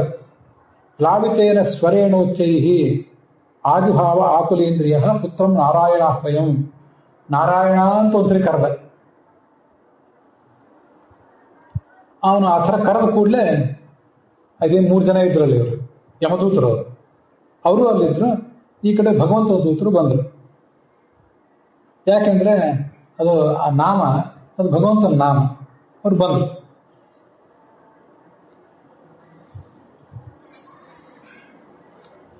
ಅವರಿಬ್ಬರ ನಡುವೆ ಸಂವಾದ ಏರ್ಪಡ್ತು. ನಾವು ಇವನು ಕರ್ಕೊಂಡು ಹೋಗ್ತೀವಿ ಅಂತ ಯಮದೂತರು. ನೀವು ಅವ್ನು ಕರ್ಕೊಂಡು ಹೋಗುವಂತಿಲ್ಲ, ಅವನು ಭಕ್ತ, ಅದರಿಂದ ಅವ್ನು ನಾವು ಬಿಡೋದಿಲ್ಲ ಅಂತ ಅವರಿಬ್ಬರ ನಡುವೆ ಸಂವಾದ ಪ್ರಾರಂಭ ಆಯಿತು. ಅಲ್ಲಿ ನಮಗೊಂದು ಪ್ರಶ್ನೆ ಬರ್ತದೆ. ಹೌದು, ಯಮದೂತರನ್ನು ಕಂಡ, ಹೆದರಿದ, ಆ ನಾರಾಯಣನ ಯಾಕೆ ಕರೆದ? ಮಗುವನ್ನು ಕಾಪಾಡಿದ. ಯಾರು ಕಾಪಾಡಿದ್ದ ಅವನ್ನ? ಸರಿ, ಇವನು ಕರೆದದ್ದು ನಾರಾಯಣನನ್ನ, ಆ ಮಗುವನ್ನ. ಅದೇ ಭಗವಂತನ ನಾರಾಯಣನೇನು ಕರೆದಿಲ್ಲಲ್ಲ. ಆದ್ರೆ ಭಗವಂತನ ದೂತರು ಬಂದ್ರೆ ಯಾಕೆ? ಅವ್ರನ್ನ ಕರೆದಿದ್ರೆ ಅವ್ರು ಬರ್ಬೋದಿತ್ತು. ಭಗವಂತನಾದ್ರೂ ಕರೆದಿದ್ರೆ ಅವ್ನು ತನ್ನ ದೂತರನ್ನಾದ್ರೂ ಕಳಿಸಿದ್ದಿರ್ಬೋದಿತ್ತು. ಯಾಕೆ ಕರೆದ್ರು? ಭಕ್ತರಿಗೆ ನಾವು ತೊಂದರೆ ಆದಾಗ ಭಗವಂತ ಬರ್ತಾನೆ ಅನ್ನೋದು ಸರಿ. ಇವನು ಭಕ್ತನೂ ಅಲ್ವಲ್ಲ, ಇಂಥ ನೀಚ ಕೆಲಸ ಮಾಡಿದವನು ಬಂದ ಹೇಗೆ? ಪತಿತನಾದವನು, ಆರೂಢ ಪತಿತ ಅಂತ ಕರೀತಾರೆ ಶಾಸ್ತ್ರದಲ್ಲಿ. ಬಹಳ ದೊಡ್ಡ ಸ್ಥಾನಕ್ಕೇರಿ ಕೆಳಗೆ ಬಿದ್ದರೆ ಅವರ ಪತನ ಬಹಳ ಭಯಾನಕವಾಗಿರ್ತದೆ. ಚಿಕ್ಕವರ ಪತನ ಹೆಚ್ಚು ಗೊತ್ತಾಗೋದಿಲ್ಲ, ದೊಡ್ಡವರ ಪತನ ಬಹಳ ಭಯಾನಕವಾಗಿರ್ತದೆ. ಚಿಕ್ಕವರು ಬಿದ್ದು ದೊಡ್ಡ ತೆಗ್ಗಾಗೋದಿಲ್ಲಂತೆ, ದೊಡ್ಡ ಹೊಂಡ ಆಗೋದಿಲ್ಲ. ದೊಡ್ಡವರು ಬಿದ್ದರೆ, ಆನೆ ಬಿದ್ದರೆ ಹೆಚ್ಚು ಕಂಪನ ಆಗ್ತದೆ, ಅಲ್ಲೂ ದೊಡ್ಡ ಹೊಂಡವೇ ಆಗಿಬಿಡ್ತದೆ.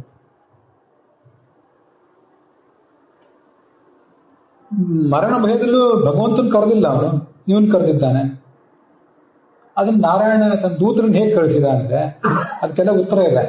ನಾನು ಹಿಂದೆ ಹೇಳಿದ್ದೆ, ಸ್ವಿಚ್ ಹಾಕಿದ ಕೂಡಲೇ ಎಲ್ಲಿಯೋ ಯಾವುದೋ ನದಿಯ ಜಲಪಾತದಲ್ಲಿ ಟರ್ಬೈನ್ ನಲ್ಲಿ ಇದ್ದದ್ದು ಕರೆಂಟ್ ತಯಾರಾಗಿ ಇದ್ದದ್ದು ಟ್ರಾನ್ಸ್ಫಾರ್ಮರ್ಗಳ ಮೂಲಕ ನಮ್ಮ ಊರಿಗೆ, ನಮ್ಮ ರಾಜ್ಯಕ್ಕೆ ಇಲ್ಲಿ ಬಂದು, ನಮ್ಮ ಹಳ್ಳಿಯಲ್ಲಿ ಬಂದು ಇಲ್ಲಿ ಕೂತಿರ್ತದ. ನಮ್ಮ ಮನೆಗೆ ಅದು ಸಪ್ಲೈ ಇರ್ತದೆ, ಅಲ್ಲಿ ಕರೆಂಟ್ ಇರ್ತದೆ. ಸ್ವಿಚ್ ಹಾಕಿದ ಕೂಡಲೇ ಬೆಳಕು ಬರ್ತದೆ ಅಷ್ಟೇ. ಕರೆಂಟ್ ಆವಾಗ ಹುಟ್ಟೋದಲ್ಲ, ಹುಟ್ಟೋದು ಯಾವಾಗಲೂ ಹುಟ್ಟಿತ್ತು ಕರೆಂಟ್, ಇಲ್ಲಿಯೂ ತಯಾರಾಗಿರ್ತದೆ. ಹಾಗೆ ಇವನು ಕೂಡ ಒಬ್ಬ ಭಕ್ತನೇ. ಈ ಜನ್ಮದಲ್ಲೂ ಹಿಂದಿನ ಜನ್ಮದಲ್ಲೂ ವಿಕಾಟ್ ಪುಣ್ಯನೇ ಮಾಡಿದ್ದ. ಆದ್ರೆ ಒಮ್ಮೊಮ್ಮೆ ಏನಾಗ್ತದೆ, ಮನುಷ್ಯ ಯಾವುದೇನೋ ಪ್ರಾರಬ್ಧ ಕರ್ಮ ಇತ್ಯಾದಿಗಳ ಕಾರಣದಿಂದ ಏನೋ ತಪ್ಪು ಮಾಡಿಬಿಡ್ತಾನೆ. ದೊಡ್ಡವರು ತಪ್ಪು ಮಾಡ್ತಾರೆ, ಆದ್ರೆ ಅವ್ರಿಗೆ ಬೇಗ ಉದ್ಧಾರ ಮಾರ್ಗ ಸಿಗ್ತದೆ. ಹಾಗಿದ್ದಾಗ ಚಿಕ್ಕವ್ರ ಗತಿ ಏನು ಅಂತ ಈ ಕಥೆಯನ್ನು ತಿಳ್ಕೋಬೇಕಷ್ಟೆ. ಅದಕ್ಕೆ ಭಗವದ್ಗೀತೆಯಲ್ಲಿ ಕೃಷ್ಣ ಅಪಿಚೇತ್ ಸುದುರಾಚಾರ ಭಜತೆ ಮಾಂ ಅನನ್ಯಭಾ ಸಾಧುರೇವ ಸಮಂತವ್ಯ ಸಮ್ಯಕ್ ವ್ಯವಸಿತೋ ಹಿ ಸಹ ಅಂತ ಹೇಳ್ತಾನೆ. ನನ್ನ ಭಕ್ತ ಅವನ ಕೆಸರಿನಲ್ಲೇ ಬಿದ್ದಿರಲಿ, ಅವನ ಮಣಿನೇ, ಅವನು ರತ್ನವೇ, ಅವನು ವಜ್ರವೇ. ಸುದುರಾಚಾರ, ಈ ಜಗತ್ತಿನ ಎಲ್ಲಾ ನೀಚರು ಸೇರಿ ಮಾಡಬಹುದಾದ ಎಲ್ಲಾ ಅಪರಾಧಗಳಿಗಿಂತಲೂ ಮಿಗಿಲಾಗಿ ಅವನು ತಪ್ಪು ಮಾಡಿದ್ರು, ಎಷ್ಟಾದ್ರೂ ತಪ್ಪು ಮಾಡಿದ್ರೆ. ಆದರೆ ಒಳಗಿನ ಭಕ್ತಿ ಇದ್ರೆ, ಅದು ಅಂತರಂಗದ ಭಕ್ತಿ, ಬೂದಿ ಮುಚ್ಚಿದ ಕೆಂಡಾಗ, ಅವನನ್ನು ನೀವು ಕೀಳಂದಾಜು ಮಾಡಬೇಡಿ, ಅಂಡರ್ ಎಸ್ಟಿಮೇಟ್ ಮಾಡಬೇಡಿ. ಸಜ್ಜನನೇ ಅವನು. ಅವನಿಗೆ ಏನಾಗಿತ್ತಂದ್ರೆ, ವಸ್ತುತಃ ಯಮದೂತರು ನೋಡಿದಲ್ಲ, ಭಯಪಟ್ಟ. ಮಗನ ನೆನಪಾಯ್ತು. ಆದ್ರೆ ಹೊರಗೆ ಕಾಣುವುದೇನಿಗೆ? ಯಾರಿಗಾದ್ರು ಅವನ ಹೆಂಡತಿಗಾದ್ರು ಏನು ಕಾಣಿಸಿದ್ದಿರ್ಬೇಕು? ಆ ಮಗನ ತಾಯಿಗೆ ನನ್ನ ಮಗನ್ನೇ ಕರೆದಂತೂ ಅನಿಸಿರ್ಬೇಕು, ಆ ಮಗುವಿಗೂ ಹಾಗೆ ಅನಿಸಿದ್ದಿರ್ಬೇಕು, ಸುತ್ತಮುತ್ತಲು ನೋಡಿದವ್ರಿಗೂ ಹಾಗೆ ಅನಿಸಿದ್ದಿರ್ಬೇಕು. ಆದ್ರೆ ಅಷ್ಟು ಹಿಂದಿನ ಎಷ್ಟೆಷ್ಟೋ ಜನ್ಮಗಳಲ್ಲಿ, ಈಗಿನ ಜನ್ಮದಲ್ಲಿ ಆ ಮಹಾಧಾರ್ಮಿಕನಾಗಿ ಬೆಳೆದ ಒಂದು ವ್ಯಕ್ತಿಗೆ ಆ ಸಂದರ್ಭದಲ್ಲಿ ಭಗವಂತ ನೆನಪಾಗಿಲ್ಲ ಅಂತ ಹೇಳಿ ನೀವ್ಯಾರ್ರಿ? ಸಾಮಾನ್ಯ ಮನುಷ್ಯರಲ್ಲ. ಇವಾಗ ನಾಟಕದವನಲ್ವಲ್ಲ ಅವನು. ನಾಟಕದವರಾದ್ರು ಸುಮ್ಮನೆ ನಾಟಕವಾಗಿ ನಾರಾಯಣ ಅಂತ ಕರೀತಾರೆ, ಮತ್ತೊಂದು ಕರೀತಾರೆ, ಏನು ಕರೀತಾರೆ. ನಾಟಕದ ವ್ಯಕ್ತಿ ಅಲ್ವಲ್ಲ ಅವನು. ಬಿದ್ದಿದ್ದ ಅಷ್ಟೇ, ಚೆಂಡು ಬಿದ್ರು ಮತ್ತು ಪುಟದ ಹೇಳ್ತದೆ. ಅವನಿಗೆ ಭಗವಂತ ನೆನಪಾಗಿಲ್ಲ ಅಂತ ಹೇಳಿ ನಿಮಗೆ ಅಧಿಕಾರ ಇದೆ. ಇವನಿಗೆ ಭಗವಂತ ನೆನಪಾಗಿದೆ ಅನ್ನೋದು ಭಗವಂತನಿಗೆ ಗೊತ್ತಾಗಿದೆ. ಆ ಹೆಸರು ನೆನಪು ಮಾಡ್ತದ ಅದನ್ನ. ಅದಕ್ಕೆ ಅವನು ತನ್ನ ದೂತರನ್ನು ಕಳಿಸಿದ. ಇದು ಜಗತ್ತಿನಲ್ಲಿ ನಡೆಯೋದು. ಎಲ್ಲಿ ಅವನು ಭಗವಂತ ಎಲ್ಲಿಯಾದ್ರೂ ಇರಲಿ, ಅವನು ನಮ್ಮ ಒಳಗೆ ಇದ್ದಾನಲ್ಲ. ಎಲ್ಲೋ ಬ್ರಹ್ಮಾಂಡದಲ್ಲಿದ್ದಾನೆ, ಕೈಲಾಸದಲ್ಲಿದ್ದಾನೆ, ವೈಕುಂಠದಲ್ಲಿದ್ದಾನೆ, ಅದೆಲ್ಲ ವಿಷಯ ಬೇರೆ. ಇದು ಒಳಗಂತೂ ಇದ್ದೇ ಇದ್ದಾನಲ್ಲ. ಹೊರಗೆ ಕೂತವರಿಗೆ ಏನು ಭಾವನೆ ಅಂತ ಗೊತ್ತಾಗೋದಿಲ್ಲ, ಒಳಗೆ ಕೂತವನಿಗೆ ಎಲ್ಲ ಭಾವನೆ ಗೊತ್ತಾಗೇ ಆಗ್ತದಲ್ಲ. ಅವನನ್ನೇ ಅವನಿಗೆ ನೆನಪು ಬಂತು. ಅವನಿಗೆ ಮೊದಲು ಬಂದಿಲ್ಲದೆ ಇರ್ಬೋದು, ನಾರಾಯಣ ಅಂತ ಅನ್ನೋ ಹೊತ್ತಿಗೆ ಬಂದಿತ್ತೋ ಇಲ್ಲ, ಮಗನೇ ನೆನಪಿಗೆ ಬಂದಿದ್ದಿರ್ಬೇಕು. ಆದ್ರೆ ನಾವು ಉಚ್ಚಾರಣೆ ಮಾಡಿ ಮುಗಿದ ಮೇಲೆ ಆದರೂ ಭಗವಂತ ನೆನಪು ಅವನಿಗೆ ಬಂದಿರಲೇಬೇಕು. ಅಥವಾ ನಾರಾಯಣ ಅಂತ ಅವ್ನು ಕರೆದದ್ದೇ ಭಗವಂತನೇ ಇರಬೇಕು, ಮೊದಲೇ ಕರೆದಿದ್ದಿರ್ಬೇಕು. ಅದು ಹೇಗೆ ಗೊತ್ತಾಗ್ತದೆ? ಉಳಿದವ್ರಿಗೆ ಏನು ಗೊತ್ತಾಗ್ತದೆ? ಭಗವಂತ ದೂತರನ್ನು ಕಳಿಸಿದ್ದಾನೆ ಅಂದ್ರೆ ಅವನಿಗೆ ಭಗವಂತ ನನಗೆ ಬಂದಿದೆ ಅಂತಾನೆ ಅರ್ಥ. ಹೆಸರನ್ನು ಕರೆಯೋದಕ್ಕಿಂತ ಮುಂಚೆ ಆಗಲಿ ಆಮೇಲೆ ಆಗಲಿ, ಇಮಿಡಿಯೇಟ್ಲಿ ಆಮೇಲೆ ಆಗಲಿ ಬಂದಿದೆ ಅಂತಾನೆ ಅರ್ಥ. ಇದೆಲ್ಲ ನಾರದ ಪುರಾಣ, ಬೇರೆ ಪುರಾಣಗಳಲ್ಲಿ ಅದು ಬಂದಿದೆ. ಇಲ್ಲಿ ಹೀಗೆ ಬರೀತಾರೆ, ಮಗುವನ್ನು ನಾರಾಯಣನ ಕರೆದದ್ದು ಹೌದು, ಆದ್ರೆ ನಾರಾಯಣನು ನಾವು ಭಗವಂತನಿಗೆ ಅಲ್ಲೋ ಸಲ್ಲೋದು ಅನಿಸ್ತು ಅವನಿಗೆ. ಯಾಕಂದ್ರೆ ಶಾಸ್ತ್ರಜ್ಞ. ನ ಅಂದ್ರೇನು, ಅರ ಅಂದ್ರೇನು, ಯ ಅಂದ್ರೇನು, ನ ಅಂದ್ರೇನು ಗೊತ್ತಿದ್ದ ಮನುಷ್ಯ. ನಮ್ಮಂಥ ಸಾಮಾನ್ಯ ವಿದ್ವಾಂಸರಿಗೆ ನಾರಾಯಣನ ಶಬ್ದಕ್ಕೆ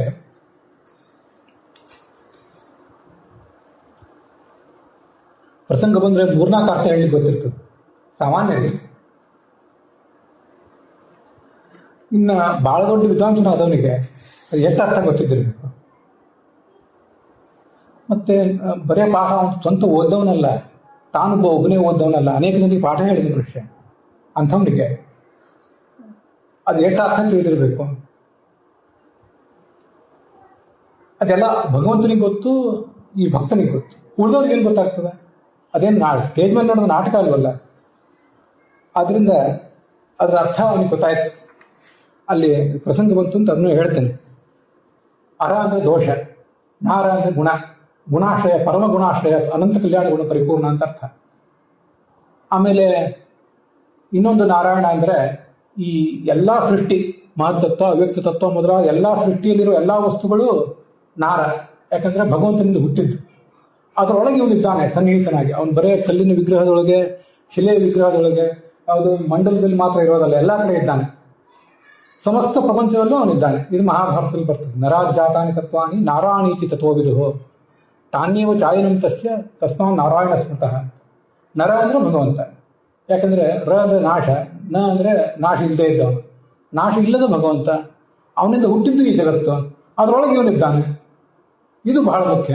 ನನ್ನೊಳಗೂ ಇದ್ದೆ, ನನ್ನ ಮಗನೊಳಗಿದ್ದೆ, ನಾನು ಕಟ್ಟಿಕೊಂಡಿದ್ನಲ್ಲ ಹೇಳ್ತೀನಿ ಅವಳೊಳಗಿದ್ದೆ, ನಾನೀಗ ಇಟ್ಕೊಂಡಿದ್ದೇನಲ್ಲ ಇವಳೊಳಗೂ ಇದ್ದೆ ಅನ್ನೋ ಎಚ್ಚರ ಅವನಿಗೆ ಆಗಿರಬೇಕು. ವೈಕುಂಠದಲ್ಲೂ ಇದ್ದೆ, ಕೈಲಾಸದಲ್ಲೂ ಇದ್ದೆ, ಪಾತಾಳದಲ್ಲಿದ್ದೆ, ನನ್ನೊಳಗೂ ಇದ್ದೆ, ಭೂಮಿಯಲ್ಲಿದ್ದೆ ಅಂತ ಅವನಿಗೆ ನೆನಪಾಗಿರಬೇಕು. ಅದಕ್ಕಾಗಿ ಭಗವಂತ ದೂತರನ್ನು ಕಳಿಸಿದ.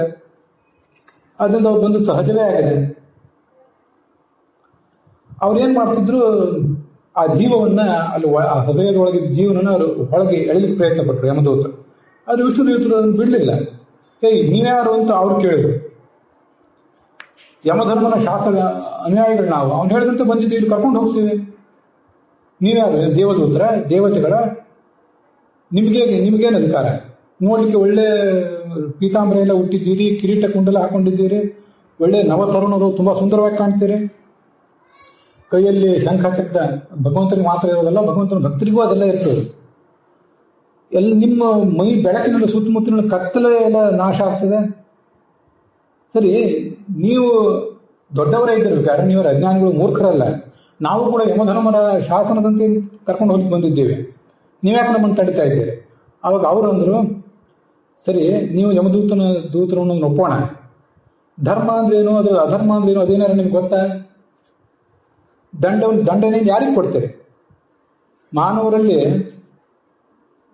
ಪಾಪ ಮಾಡಿದವರು ಎಲ್ಲರಿಗೂ ಶಿಕ್ಷೆಯೋ ಅಥವಾ ಪಾಪ ಮಾಡಿದವ್ರಿಗೆ ಕೆಲವರಿಗೆ ಮಾತ್ರ ಶಿಕ್ಷೆನೋ? ಅವಾಗ ಅವರಂದ್ರು, ಧರ್ಮ ಚರ್ಚೆ ಶುರು ಮಾಡಿದ್ರು ಅವರು. ಹೌದು, ಶಾಸ್ತ್ರದಲ್ಲಿ ಇದ್ದದ್ದು ಧರ್ಮ, ಶಾಸ್ತ್ರದಲ್ಲಿ ಯಾವುದಿಲ್ವೋ ಅಧರ್ಮ. ಆದ್ರಿಂದ ಇದನ್ನೆಲ್ಲ ಭಗವಂತನೇ ವ್ಯವಸ್ಥೆ ಮಾಡಿದ್ದಾನೆ ಅಂತ ನಮ್ಗೆ ಗೊತ್ತಿದೆ. ಇದು ಜೀವನ ನಾವೇನು ಪುಣ್ಯ ಪಾಪ ಮಾಡ್ತೀವಲ್ಲ, ಇದಕ್ಕೆ ಸೂರ್ಯೋಗ್ನಿಖಂ ಮರುದ್ಗಾಭ ಸೋಮ ಸಂಧ್ಯಾಹನಿ ದಿಶಃ ಕಾಲ ಸ್ವಯಂ ಧರ್ಮ ಇತಿ ಹೇತೆ ಧರ್ಮಸ್ಯ ಸಾಕ್ಷಿಣಃ. ನಾವು ಎಲ್ಲಿಯೂ ಕದ್ದು ಮುಚ್ಚಿ ಏನೂ ಮಾಡೋದು ಸಾಧ್ಯ ಇಲ್ಲ. ಸೂರ್ಯ, ಹಗಲಾದ ಸೂರ್ಯ, ರಾತ್ರಿ ಹೊತ್ತಾದ್ರೆ ಅಗ್ನಿ, ಆಕಾಶ, ವಾಯು, ಸ್ವರ್ಗ, ಭೂಮಿ, ನೀರು, ಚಂದ್ರ, ಹಗಲಿನ ದೇವತೆ, ಸಾಯಂಕಾಲದ ದೇವತೆ ಮತ್ತು ಕಾಲ, ಇವರೆಲ್ಲ ಮತ್ತು ದಂಡಧರನಾದ ಯಮ, ಇವರೆಲ್ಲ ನಾವು ಮಾಡೋ ಕರ್ಮಗಳು ಸದಾ ನೋಡ್ತಾ ಇರ್ತಾರೆ. ಇವರು ಮಾಡಿದ ಇವನು ತಪ್ಪು ಮಾಡಿದಾನೆ ಅಂತ ಹೇಳಿದ್ರೆ ಶಿಕ್ಷೆ ಆಗ್ತದೆ. ಇಲ್ಲ, ಇವನು ತಪ್ಪು ಮಾಡಿಲ್ಲ ಅಂತ ಹೇಳಿದ್ರೆ ಶಿಕ್ಷೆ ಆಗೋದಿಲ್ಲ. ಅದರಂತೆ ಇವನು ತಪ್ಪು ಮಾಡಿದ್ದಾನೆ, ಇವನು ಕೂಡ ಬೇಕಾಷ್ಟು ತಪ್ಪು ಮಾಡಿದ್ದಾನೆ, ಆದ್ರಿಂದ ಇವನಿಗೆ ಈಗ ಶಿಕ್ಷೆ ಆಗಬೇಕು. ಆ ಒಂದು ಕಥೆ ಎಲ್ಲ ಹೇಳಿದವರು ಯಮದೂತರು ವಿಷ್ಣುದೂತರಿಗೆ ಇವನು ಹುಟ್ಟಿದ ಆರಂಭ ಏನೇನು ಮಾಡಿದ್ದ, ಹೇಗೆ ನೀಚನಾಗಿ ಬದುಕಿದ ಅನ್ನೋದನ್ನ ಹೇಳಿದರು. ಯಾರೂ ಒಂದು ಕ್ಷಣವೂ ಕರ್ಮ ಮಾಡದೇ ಇರೋದಿಲ್ಲ. ಪೂರ್ವ ಜನ್ಮದ ಸಂಸ್ಕಾರದಿಂದ ಒಂದಲ್ಲ ಒಂದು ಕೆಟ್ಟ ಕೆಲಸ ಅಥವಾ ಒಳ್ಳೆ ಕೆಲಸ ಮಾಡೇ ಮಾಡ್ತಿರ್ತಾರೆ. ಅದರಂತೆ ಇವನು ಕೂಡ ಮಾಡಿದ್ದಾನೆ ಅಂತ ಅವನ ಕಥೆ ಎಲ್ಲ ಹೇಳಿದ್ರು. ಆದ್ರಿಂದ ಇವನೀಗ ತಪ್ಪು ಮಾಡಿದ್ದಾನೆ, ಇವನು ಎಳ್ಕೊಂಡು ಹೋಗ್ತೇವೆ ಅಂತ. ಅದಕ್ಕೆ ಅವ್ರು ಹೇಳಿದ್ರು, ಎಂಥ ವಿಚಿತ್ರವಾದ ಪರಿಸ್ಥಿತಿ. ಅವರಿಗೂ ಆಶ್ಚರ್ಯ ಅನ್ನಿಸ್ತು. ಹೌದು, ಇಂಥ ಮಹಾಭಗವದ್ಭಕ್ತ ಅಂಥವನ ಹೃದಯದೊಳಗೆ ಅಧರ್ಮ ಹೋಗ್ತಲ್ಲ, ಇದೇನು ಗತಿ?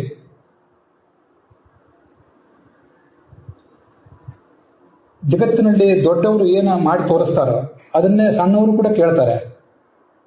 ದೊಡ್ಡವರನ್ನು ಅವಲಂಬಿಸಿ ಜನ ಬದುಕ್ತಿರ್ತಾರೆ. ಹಾಗೆ ಇವನು ಶ್ರೇಷ್ಠ, ದೊಡ್ಡ ಜ್ಞಾನಿ, ವಿದ್ವಾಂಸ, ಜನರ ವಿಶ್ವಾಸಕ್ಕೆ ಪಾತ್ರನಾದವನು. ಹೀಗೆ ಮಾಡಬಾರ್ದಿತ್ತು ಇವನು, ಆದರೂ ಮಾಡಿದ್ದಾನೆ. ಭಗವಂತನ ನಾಮವನ್ನು ಉಚ್ಚಾರ ಮಾಡಿದ್ದಾನಲ್ಲ, ಕೋಟಿ ಜನ್ಮಗಳ ಪಾಪ ಎಲ್ಲ ತೊಳೆದು ಹೋಗಿದೆ ಇವನು. ನಾರಾಯಣ ಅಂತ ಒಂದು 4 ಅಕ್ಷರದ ಶಬ್ದ ಉಚ್ಚಾರ ಮಾಡಿದ್ರಿಂದ ಇವನು ಎಲ್ಲಾ ಪಾಪಗಳನ್ನು ಕಳ್ಕೊಂಡಂತಾಯಿತು.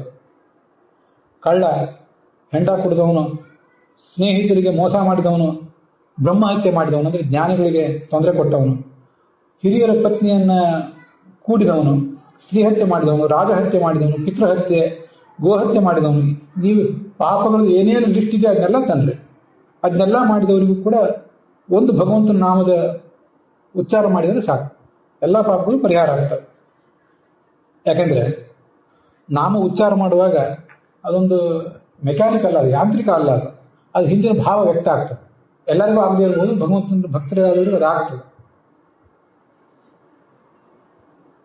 ಆದ್ರಿಂದ ಇವನು ಅಷ್ಟೆಲ್ಲ ಪಾಪ ಮಾಡಿರಬಹುದು, ಆದರೆ ಅದರೊಳಗೆ ಆ ಭಕ್ತಿ ತುಂಬಿದ ಮನಸ್ಸಿನಿಂದ ಹೀಗೆ ಇವನು ನಾಮಸ್ಮರಣೆ ಮಾಡಿದ್ನಲ್ಲ,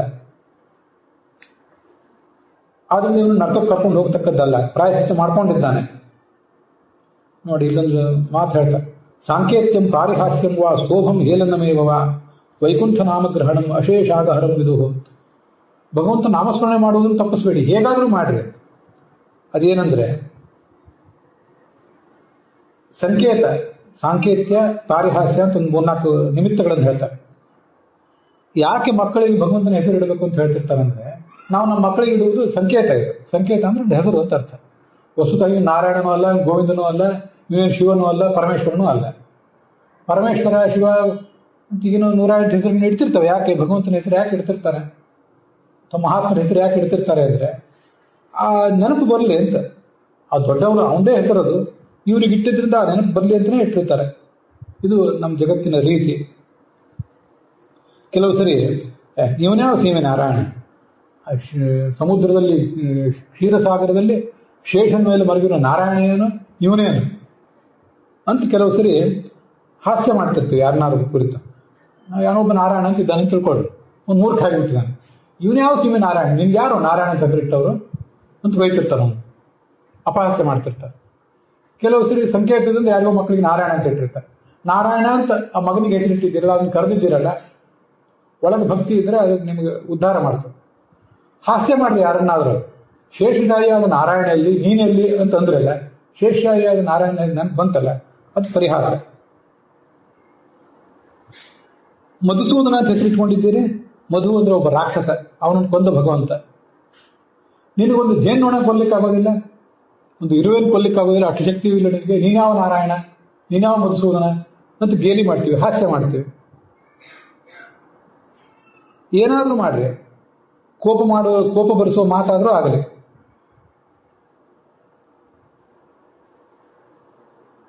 ಈ ತರ ಏನು ಮಾಡಿದ್ರು ಭಗವಂತನ ನೆನಪು ನಿಮ್ಗೆ ಆ ಸಂದರ್ಭದಲ್ಲಿ ಬಂದರೆ, ದೊಡ್ಡ ಜ್ಞಾನಿಗಳಾದ್ರೆ ಉದ್ದೇಶಪೂರ್ವಕವಾಗಿ ಭಗವಂತನ ನೆನಪಬೇಕು ಅಂತಾನೆ ಮಾಡ್ತಾರೆ. ಸಣ್ಣವರಿಗೆ ಹಾಗೆ ಮಾಡ್ಲಿಕ್ಕೆ ಆಗೋದಿಲ್ಲ, ಏನೋ ಹಾಸ್ಯಕ್ಕಾಗಿ ಮತ್ತೇನೋ ಕಾರಣಕ್ಕಾಗಿ ಕೆಲವು ಸರಿ ನೀವು ನೋಡ್ತೀವಿ, ಯಾರೋ ಮೂರ್ಖರಾದ ದೊಡ್ಡ ಬಂದ ಇವನೊಬ್ಬ ದೊಡ್ಡ ಬೃಹಸ್ಪತಿ ಅಂತ ಹಾಸ್ಯ ಮಾಡ್ತಿರ್ತಾರೆ. ಇವನೇ ಬೃಹಸ್ಪತಿನೂ ಏನೂ ಅಲ್ಲ, ದೊಡ್ಡ ಪಂಡಿತ, ದೊಡ್ಡ ಬೃಹಸ್ಪತಿ, ಇವನೊಬ್ಬ ಹನುಮಂತ ಅಂತ ದೊಡ್ಡ ಹನುಮಂತ ದೊಡ್ಡ ಜ್ಞಾನಿ. ಇನ್ನು ಕೆಲವು ಸರಿ ಮೂರ್ಖರನ್ನು ಹಾಸ್ಯ ಮಾಡುವಾಗ ದೊಡ್ಡ ಹನುಮಂತ ಇವನು ಅಂತ ಹಾಸ್ಯ ಮಾಡ್ತಿರ್ತಾರೆ. ಅಂತೂ ಅದನ್ನ ಯಾಕೆ ಮಾಡ್ತಾರೆ? ನಮ್ಮಲ್ಲಿ ಕೆಲವು ಸರಿ ಯಾರೋ ಜಗಳಾಡ್ತಿದ್ರು, ಇವ್ರು ನಿಮ್ಮ ರಾಮಾಯಣ ಸಾಕಪ್ಪ ಅಂತಿರ್ತಾರೆ. ಇದೆಲ್ಲ ಯಾಕೆ ಮಾಡ್ತಾರೆ? ಅಂಥ ಸಂದರ್ಭದಲ್ಲೂ ನಮಗೆ ಯಾವ್ಯಾವುದು ರಾಮಾಯಣ, ಮಹಾಭಾರತ, ಹನುಮಂತ, ವೇದವ್ಯಾಸ, ಬೃಹಸ್ಪತಿ, ಅಯ್ಯೋ ಶಿವನೇ ಅಂತೂ ಹಾಸ್ಯ ಮಾಡ್ತಿರ್ತಾರೆ, ಬೈತಿರ್ತಾರೆ ಪರಸ್ಪರ. ಶಿವನೇ ಶಂಭುಲಿಂಗ ಅಂತ ಇರ್ತಿರ್ತಾರೆ. ಯಾಕೆ ಅಂತಿರ್ತಾರೆ ಅಂದ್ರೆ ನಮ್ಮ ಒಳಗಿನ ಸಂಸ್ಕಾರ ಆಗಲ್ಲ. ಬೈಯುವಾಗಲೂ ನಾವು ಏನೋ ಎಂಥ ಕೆಟ್ಟ ಕೆಲಸಗಳು ಮಾಡುವಾಗಲೂ ಭಗವಂತ ನಾಮಸ್ಮರಣೆ ಮಾಡಬೇಕು ಹಾಗೆ ಅಂತ ನಮಗೆ ರಕ್ತದಲ್ಲಿ ಬಂದ ಗುಣ ಅದು. ಆದ್ರಿಂದ ಪಾಪ ಪರಿಹಾರ ಆಗ್ತದೆ. ಭಗವಂತ ನಾಮಸ್ಮರಣೆ ಅನ್ನೋದು ಎಲ್ಲ ಪಾಪಕ್ಕೂ ಪರಿಹಾರಕ. ಆದ್ರಿಂದ ನೀವು ಅವನು ಕರ್ಕೊಂಡು ಹೋಗ್ಬೇಡ್ರಿ. ನೋಡಿ, ನೀವು ಯಮನ ದೂತರಲ್ವ, ನಾವು ಹೇಳಿದ ವಿಷಯ ಹೋಗಿ ನಿಮ್ಮ ಮಾಲೀಕರ ಹತ್ರನೇ ಹೋಗಿ ಕೇಳ್ರಿ, ಯಮನನ್ನೇ ಕೇಳ್ರಿ ಹೋಗಿ, ಅವನು ಏನು ಹೇಳ್ತಾನೆ ಕೇಳಿ, ಅವನು ನಿಮ್ಗೆ ಹೇಳ್ತಾನೆ. ಯಾಕಂದ್ರೆ ಅವನಂತೂ ಎಲ್ಲರ ಪಾಪ ಪುಣ್ಯ ತೂಗಿ ನೋಡ್ಬೇಕಾದ ವ್ಯಕ್ತಿತ್ವ ಇತ್ತು, ಅಲ್ಲೇ ಹೋಗಿ ಅವನ್ನೇ ಕೇಳ್ರಿ. ಅವ್ರೇನ್ ಮಾಡಿದ್ರು, ಯಮ ಭಟ್ರು ಆಯ್ತು ಹಂಗಾರೆ ಅವನ್ನ ಸಾಯಿಸೋದು ಬೇಡ, ಅವ್ನ ಜೀವ ಹೊಳಗೆ ಎಳ್ಕೊಂಡು ಹೋಗೋದು ಬೇಡ ಅಂತ ಸುಮ್ಮನೆ ಆಗುತ್ತೆ. ಹೋದ್ರು, ಯಮನ ಹತ್ರನೇ ಹೋದ್ರು. ಹೋಗಿ ಅವನಿಗೆ ನಡೆದದನ್ನೆಲ್ಲ ಹೇಳಿದ್ರು. ಈ ಕಡೆ ಯಮದೂತರ ಆ ಕಡೆ ಹೋದ್ರು. ಈ ವಿಷ್ಣು ದೂತರಲ್ಲಿ ನಿಂತಿದ್ದಳು ಭಗವಂತನ ದೂತರ. ಇವನೇನೋ ಅವ್ರನ್ನ ಮಾತಾಡಿಸ್ಬೇಕು ಅಂತ ಹೋದ, ಆದ್ರೆ ಅವ್ರು ನಿಲ್ಲಿಲ್ಲ. ಅವ್ನ ರಕ್ಷಣೆ ಮಾಡಬೇಕಾದಷ್ಟೇ ಅವ್ರ ಕೆಲಸ ಆಗಿತ್ತು. ಇವನ ಜೊತೆ ಮಾತಾಡುವಷ್ಟು ಇವನು ಇನ್ನೂ ಪಕ್ವ ಆಗಿಲ್ಲ. ಇವನು ಬಿದ್ದವನು ಹೇಳಬೇಕು ಇನ್ನು. ಆದ್ರಿಂದ ಅವ್ರು ಕನ್ವರ್ಟ್ ಆಗಿಬಿಟ್ರು, ಹೊರಟೋಗ್ಬಿಟ್ರು. ಈ ಕಡೆ ಇವನಿಗೆ ಅವರಿಬ್ಬರು ಸಂವಾದದಲ್ಲಿ ಕೇಳಿದ್ನಲ್ಲ, ಅದೇನು ಸುಮ್ಮನೆ ಹೋಗೋದಿಲ್ಲ. ಅದನ್ನ ತಾನು ಓದಿದ್ದೇ ಹಿಂದೆ, ತಾನು ಓದಿದ್ದು, ತಾನು ಪಾಠ ಮಾಡಿದ್ದು ಎಲ್ಲ ಅದ್ರ ಮರ್ಮ ಗೊತ್ತಿದೆ ಅವನಿಗೆ. ಅನುತಾಪೋ ಮಹಾನಾಸಿ ಸ್ಮರತಃ ಅಶುಭಮಾತ್ಮನಃ. ಎಂಥ ಕೆಲಸ ಮಾಡಿಬಿಟ್ಟೆ, ನಾನು ಇಂದ್ರಿಯ ನಿಗ್ರಹ ಮಾಡ್ಕೊಳ್ಳಿಲ್ವಲ್ಲ, ಎಂಥ ಕಷ್ಟ ಮಾಡಿಬಿಟ್ಟೆ ನಾನು. ಯಾರೋ ನೀಚ ಹೆಂಗಸರಿಗೆ ಮಕ್ಕಳನ್ನ ಪಡ್ಕೊಂಡೆ, ಸಜ್ಜನರೆಲ್ಲ ನಾನು ಬೈಯುವಂತಾಯ್ತು, ನನ್ನ ಕುಲಕ್ಕೆ, ನನ್ನ ವಂಶಕ್ಕೆ ಕೆಟ್ಟ ಹೆಸರು ತಂದೆ, ನನ್ನ ಕಟ್ಟಿಕೊಂಡು ಹೆಂಡತಿಗೆ ದ್ರೋಹ ಬಗದೆ, ಯಾರೋ ನೀಚ ಹೆಂಗಸರಿಗೆ ಸಹವಾಸ ಮಾಡಿದೆ, ತಂದೆ ತಾಯಿದ್ರು ವಯಸ್ಸಾಗಿತ್ತು ಪಾಪ, ಅವ್ರನ್ನ ನಾನು ಕೈ ಬಿಟ್ಟೆ. ಇನ್ನೂ ಬೇರೆ ಬೇರೆ ಬಂಧುಗಳಿದ್ರು, ಅವ್ರನ್ನೆಲ್ಲ ಕಾಪಾಡೋದು ನನ್ನ ಕರ್ತವ್ಯ ಆಗಿತ್ತು. ಏನೂ ಮಾಡಲಿಲ್ವಲ್ಲ ನಾನು. ನನಗೇನು ನರಕಕ್ಕಾಗಿದೆಯೋ ಆ ನರಕಕ್ಕೆ ಹೋಗಿ ಅಲ್ಲಿ ನಾನು ಪ್ರಾಯಶ್ಚಿತ್ತ ಮಾಡ್ಕೊಳ್ಳೋದು ನಿಶ್ಚಿತ. ಸರಿ, ಇದೆಲ್ಲ ನಡೀತಲ್ಲ, ಇದೇನು ಸ್ವಪ್ನವ ನಿಜವೇ? ಅವ್ರು ಯಾರು, ಆ 4 ಜನ ಯಾರು, ಇವ್ರು ಯಾರು? ಯಮದೂತರನ್ನ ಕರ್ಕೊಂಡು ಹೋಗ್ತಿದ್ರಲ್ಲ, ಈ 4 ಜನ ಇಲ್ಲಿ ಬಂದು ನಿಂತಿದ್ರಲ್ಲ, ನಾನು ಬಿಡಿಸಿದ್ರಲ್ಲ, ಇವರೆಲ್ಲ ಎಲ್ಲಿ ಹೋದ್ರು? ಈ ಜನ್ಮದಲ್ಲಿ ನಾನು ಏನು ಪುಣ್ಯ ಮಾಡಿದ್ದೇನೆ? ಹೋದ ಜನ್ಮದಲ್ಲೇ ಪುಣ್ಯ ಮಾಡಿದ್ದಿರ್ಬೇಕು ಏನಾದರೂ. ಆದ್ರಿಂದ ಈ ಮಹಾತ್ಮರ ದರ್ಶನ ಆಯ್ತು. ಈಗ ಮನಸ್ಸು ಈಗ ನನಗೆ ತಿಳಿಯಾಗಿದೆ. ಇಷ್ಟು ದಿವಸ ಮನಸ್ಸು ಕಲುಷಿತ ಆಗಿ ಹೋಗಿತ್ತು, ಈಗ ತಿಳಿಯಾಗಿದೆ. ಪೂರ್ವ ಜನ್ಮದ ಪುಣ್ಯ ನನಗೆ ಇಲ್ಲದೆ ಹೋದ್ರೆ ಇಂಥ ಹೊಲಸು ಜೀವನ ನಡೆಸಿದ ನನಗೆ ವೈಕುಂಠ ನಾಮಗ್ರಹಣಂ ಜಿಹ್ವಾ ಕರ್ತುಂ ವಿಹಾರಹಿ ಕಥಂ ಅನ್ಯಥಾ ಮ್ರಿಯಮಾಣಸ್ಯ. ಸರಿಯಾಗಿ ದೇಹದಲ್ಲಿ ಶಕ್ತಿ ಇದ್ದಾಗಲೇ ಭಗವಂತ ನಾಮಸ್ಮರಣೆ ಮಾಡಲಿಲ್ಲ, ಸಾಯುವಾಗ ಭಗವಂತ ನಾಮಸ್ಮರಣೆ ಬರ್ತಿದೆ ಅಂದರೆ ಅದು ಪುಣ್ಯದ ಫಲ ಅಲ್ಲದೆ ಮತ್ತೇನು? ಏನೋ ಪುಣ್ಯ ಇದ್ದಿರ್ಬೇಕು ಹಿಂದಿಂದ, ಅದರಿಂದ ಬಂತು ಈಗಿದು.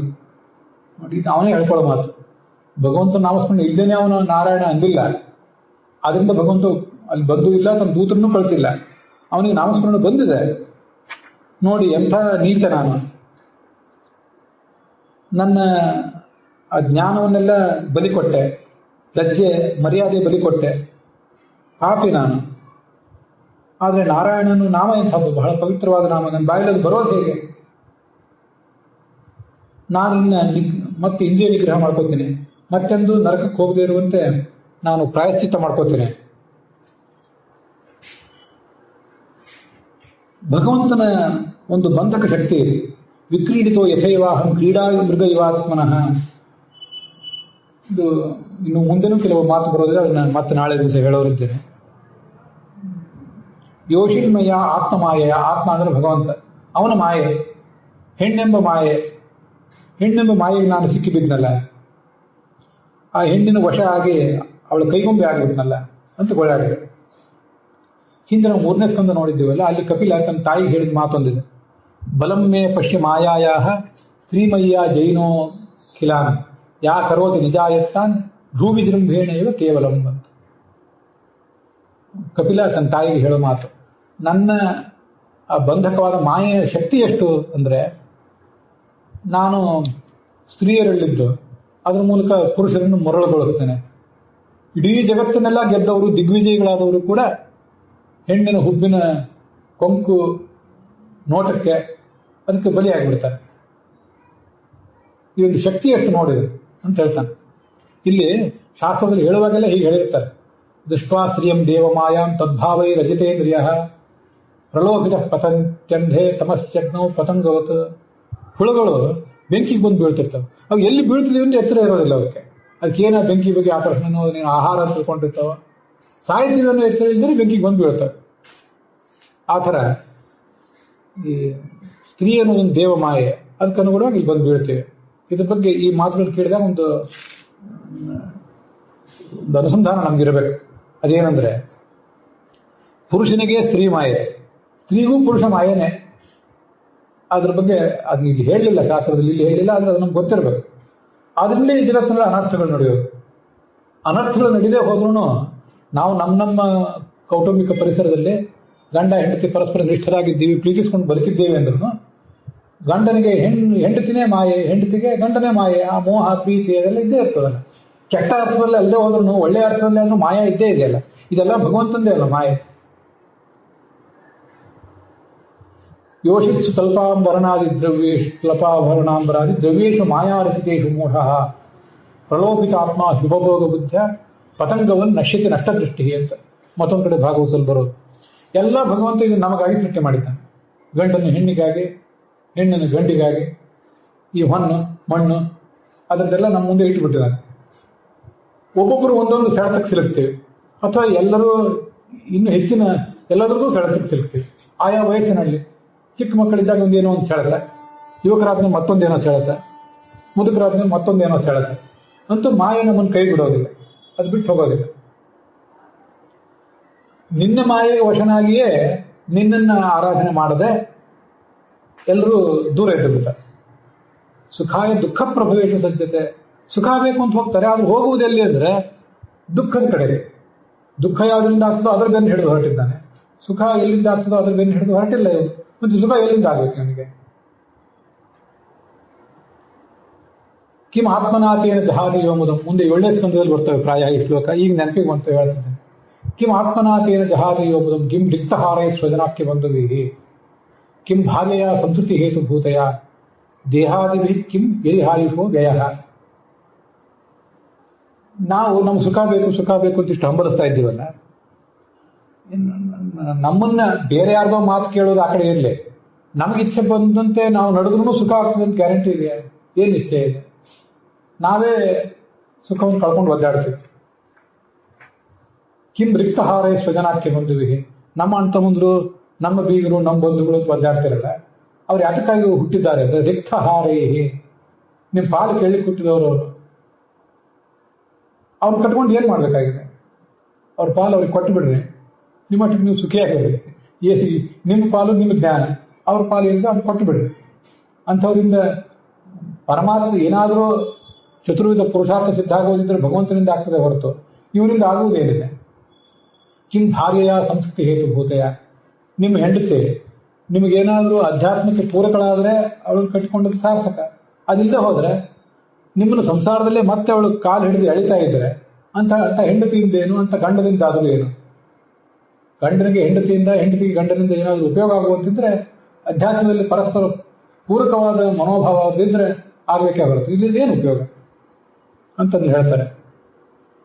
ನಾನು ಹೀಗೆ ಮಾಡಿಬಿಟ್ಟಿಲ್ಲ, ಸಾಕು ಪ್ರಾಣಿಯಂತೆ ನಾನು ಅವಳ ಕೈ ಕೊಂಬೆ ಆಗಿಬಿಟ್ನಲ್ಲ. ನಾನೀಗ ಭಗವಂತ ನಾಮಸ್ಮರಣೆ ಮಾಡ್ತೀನಿ ಇನ್ನು ಮುಂದೆ. ನಾನು ನನ್ನದೋನು ಭ್ರಾಂತಿಯನ್ನು ಕಳ್ಕೋತೇನೆ. ಆ ಭಗವಂತನ ಭಕ್ತರು ಬಂದರು, ಅದರಿಂದ ನನಗೆ ಒಂದಿಷ್ಟ ಅನುಕೂಲ ಆಯಿತು ಅಂತ ಹೇಳಿ ಗಂಗಾದ್ವಾರ ಉಪೇಯಾಯ, ಗಂಗಾದ್ವಾರಕ್ಕೆ ಹೋದ. ಏನಿದು ಗಂಗಾದ್ವಾರ ಅಂದ್ರೆ? ಹರಿದ್ವಾರ. ಗಂಗಾದ್ವಾರ ಅಂದ್ರೆ ಮೇಲಿಂದ ಗಂಗೆ ಇಳಿದು ಬರ್ತಾಳಲ್ಲ, ಅಲ್ಲೇ 2 ನಗರಗಳು, ಋಷಿಕೇಶ ಮತ್ತು ಹರಿದ್ವಾರ ಅಂತ. ಹರಿದ್ವಾರ ಅಥವಾ ಹರದ್ವಾರ ಅಂತ ಅದನ್ನು ಹೇಳ್ತಾರೆ. ಅದೇ ಗಂಗಾದ್ವಾರ. ಅದನ್ನ ಹಿಂದಿನ ಶಾಸ್ತ್ರಗಳಲ್ಲೆಲ್ಲ ಹರ ಗಂಗಾದ್ವಾರ ಅಂತ ಹೇಳ್ತಿದ್ರು. ಅಲ್ಲೊಂದು ದೇವಾಲಯದಲ್ಲಿ ಕೂತು ಎಲ್ಲ ಇಂದ್ರಿಯಗಳನ್ನು ಹತೋಟಿಯಲ್ಲಿ ಇಟ್ಕೊಂಡು ತಪಸ್ ಮಾಡಿದ, ಭಗವಂತನ ನೆಲೆ ಮಾಡಿದ ತನ್ನ ಮನಸ್ಸನ್ನ. ಹೀಗಿದ್ದಾಗ ಮತ್ತೆ ಅದೇ ಆ ಭಗವಂತನ ದೂತರ ಮುಂದೆ ಕಣ್ಮುಂದೆ ಬಂದರು. ಅದ್ರ ನಂತರ ಒಂದು 6 ತಿಂಗಳು ಈತ ತಪಸ್ ಮಾಡಿದ ಅಂತ ಹೇಳ್ತಾರೆ. ಇಲ್ಲೆಲ್ಲೂ ಕಂಡಿಲ್ಲ, ಅದು ಬೇರೆ ಪುರಾಣಗಳಲ್ಲಿ ಆ ಥರ ಇದ್ದಿರಬೇಕು. ಆ 6 ತಿಂಗಳಾದ್ಮೇಲೆ ತಪಸ್ಸು ಮುಂದುವರೆದ ಮೇಲೆ ಆ ಭಗವಂತನ ದೂತರು ಬಂದರು. ಅವ್ರ ದರ್ಶನ ಆದ್ಮೇಲೆ ಅಲ್ಲೇ ಗಂಗಾ ನದಿಯ ಸ್ನಾನಘಟ್ಟ, ಅಲ್ಲೇ ತನ್ನ ದೇಹ ಪರಿತ್ಯಾಗ ಮಾಡಿದ. ದೇಹವನ್ನು ಪರಿತ್ಯಾಗ ಮಾಡೋದು ಅಷ್ಟು ಸುಲಭ ಅಲ್ಲ, ಬೇಕಾದಾಗ ಬೇಡಾದಾಗ ದೇಹವನ್ನು ಕಿತ್ತೋಗೋದು ಬಿಡ್ತಾರೆ. ಅವನು ಆ ಭಗವಂತನ ದೂತರು ಅವನನ್ನು ಬಂಗಾರದ ವಿಮಾನ ಏರಿಸಿಕೊಂಡು ಭಗವಂತನ ಕಡೆ ಕರ್ಕೊಂಡು ಹೋದರು. ನೀಚ ಸ್ತ್ರೀಯ ಸಂಪರ್ಕ, ಎಲ್ಲಾ ಧರ್ಮಗಳನ್ನು ಪರಿತ್ಯಾಗ ಮಾಡಿದ್ಯ, ತನ್ನ ಪತ್ನಿ ವ್ರತ ಗಮನಿಸಬೇಕು. ನಿಪಾತ್ಯಮಾನೋ ನಿರಯೇ ಹತವ್ರತಃ, ಹೆಂಗಸರಿಗೆ ಅವರು ಪತಿವ್ರತೆಯರಾಗಿರ್ಬೇಕು ಅಂತ ಹೇಳ್ತಿರ್ತಾರೆ. ನಾವು ಕೂಡ ಪತ್ನಿ ವ್ರತರಾಗಿರ್ಬೇಕು. ಪತ್ನಿಯನ್ನು ಮೀರಿ ನಡೆಯುವುದು ಸಲ್ಲದು. ಆಗ ಅವನು ಕಳ್ಕೊಂಡ್ಬಿಟ್ಟಿದ್ದ ಅದನ್ನು. ಆದ್ರೆ ಮತ್ತೆ ಮುಕ್ತನಾದ, ಎಲ್ಲ ಪಾಪಗಳನ್ನು ಕಳ್ಕೊಂಡ. ಇದೊಂದು ಪರಮ ರಹಸ್ಯ. ರಹಸ್ಯ ಅನ್ನಕ್ಕೆ ಇಲ್ಲಿ ಎಲ್ಲ ಪುಸ್ತಕದಲ್ಲಿ ಬರೋದೇ ಇದೆ, ಕನ್ನಡದಲ್ಲಿ ಅನುವಾದ ಇದೆ, ಹಿಂದಿಯಲ್ಲಿ ಅನುವಾದ ಇದೆ, ಇಂಗ್ಲಿಷಿನಲ್ಲಿ ಅನುವಾದ ಇದೆ. ರಹಸ್ಯ ಆದರೆ ಅದನ್ನ ಅರ್ಥ ಮಾಡ್ಕೊಳ್ಳಿಕ್ಕಾಗದೇ ಇದ್ದಾಗ ಅದು ರಹಸ್ಯ ಅಷ್ಟೇ. ಕೇಳಿಯೂ ಮತ್ತೆ ಅದನ್ನೇ ಮಾಡುವುದಾದ್ರೆ ಅದು ರಹಸ್ಯ. ಅದಕ್ಕಾಗಿ ಅದು ರಹಸ್ಯ ಅಂತ. ಇದನ್ನ ಶ್ರದ್ಧೆಯಿಂದ ಕೇಳಬೇಕು, ಹೇಳಬೇಕು. ಶೃಣುಯಾತ್ ಶ್ರದ್ಧೆಯುಕ್ತ ಎಷ್ಟು ಭಕ್ತ್ಯಾನುಕೀರ್ತಯೇತ್. ಅವರೆಲ್ಲ ಏನೇ ಪಾಪಗಳನ್ನು ನಾವು ಮಾಡಿದ್ರು ಅಂತ ಹೇಳಬೇಕಾಗಿಲ್ಲ. ನಾವೆಲ್ಲ ಖಂಡಿತವಾಗಿ ಮಾಡೇ ಇದ್ದೇವೆ. ಹೇಳುವವರು ಕೇಳುವರೆಲ್ಲರೂ ಮಾಡೇ ಇದ್ದೇವೆ. ನಾವು ಆ ಯಮನ ದೂತರ ದೃಷ್ಟಿನೇ ನಮ್ಮ ಮೇಲೆ ಬೀಳೋದಿಲ್ಲ. ಭಗವಂತನ ಭಕ್ತರು ನಮ್ಮನ್ನು ಕಾಪಾಡ್ತಾರೆ. ಇದು ಅಜಾಮಿಳನ ಉಪಾಖ್ಯಾನದ ಫಲ. ಇಡೀ ಜೀವಮಾನ ಪೂರ್ತಿ ಪಾಪಕರ್ಮ ಮಾಡಿ ಸಾಯುವ ಸಂದರ್ಭದಲ್ಲಿ ಮಗನನ್ನ ಕರೆಯುವ ನೆಪದಿಂದ ಭಗವಂತನ ನೆನಪಿಸಿದ. ಹಾಗಿದ್ದಾಗ ಅವನಷ್ಟು ಪಾಪ ಮಾಡಿಲ್ಲದೆ ಇರಬಹುದು. ನಾವು ಸಜ್ಜನರ ಒಂದು ಶುದ್ಧವಾದ ಜೀವನ ನಡೆಸಿದ್ದೀವಿ. ಈ ಕಥೆಯನ್ನು ಕೇಳಿ ನಾವು ಹಾಗೆ ಭಗವಂತ ನಾಮಸ್ಮರಣೆ ಮಾಡಿದರೆ ಅದರಿಂದ ನಾವು ಉದ್ಧಾರ ಆಗ್ತೀವಿ ಅನ್ನೋದ್ರ ಬಗ್ಗೆ ಏನು ಹೇಳಬೇಕಾಗಿದೆ ಅಂತಾರೆ. ಇದು ಈಗ 2 ಅಧ್ಯಾಯ ಮಾತ್ರ ಮುಗಿದಿದೆ ಇರುತ್ತೆ. 3ನೇ ಅಧ್ಯಾಯದಲ್ಲಿ ಯಮ ಅವರು ತನ್ನ ಭಟರಿಗೆ ಏನು ಹೇಳಿದ ಅನ್ನೋದನ್ನು ನಾವು ನೋಡಬೇಕಾಗಿದೆ. ನಾಳೆ ದಿವಸ ನೋಡೋಣ. ಇದು ಅಜಾಮಿಳನಿಗೆ ಮಾತ್ರ ಹೀಗಾಗಿದ್ದಲ್ಲ. ಮಾಧವ ಅಂತ ಒಬ್ಬ ಇದ್ದ, ಈ ವೆಂಕಟೇಶನ ತಿರುಪತಿ ಕಥೆಯಲ್ಲಿ ಬರ್ತದೆ. ಅವನು ಇಂಥವನೇ, ಇಂಥ ನೀಚತನನೇ ಮಾಡಿದ್ದ. ಕೊನೆಗೊಮ್ಮೆ ಯಾರೋ ಬುದ್ಧಿ ಹೇಳಿದ್ರು, ಏನೋ ಆಯ್ತು ಅಂತೂ ಅಲ್ಲಿಂದ ಎದ್ದು ಯಾರೋ ಕೆಲವರು ತಿರುಪತಿ ಯಾತ್ರೆಗೆ ಹೊರಟ ಆ ಯಾತ್ರೆಯಲ್ಲಿ ಮೇಲ್ಮೇಲೆ ಹೊರಟಂತೆ ಆ ಬೆಟ್ಟದ ಸಂಪರ್ಕದಿಂದ ಅವನ ಪಾಪ ಎಲ್ಲ ವಾಂತಿ ರೂಪದಲ್ಲಿ ಹೊರಗೆ ಬಂದ್ಬಿಡ್ತು. ಎಲ್ಲ ಕಳ್ಕೊಂಡು ಅಲ್ಲೇ ಸತ್ತು ಹೋದ. ಮುಂದೆ ಸದ್ಗತಿಯನ್ನು ಪಡೆದ ಅಂತ ಹೇಳ್ತಾರೆ. ಮೈಸೂರಿನ ಭಾಗದಲ್ಲಿ ದೇವೇಂದ್ರ ತೀರ್ಥರು ಅಂತ ಒಬ್ರು ಸನ್ಯಾಸಿಗಳಿದ್ರು.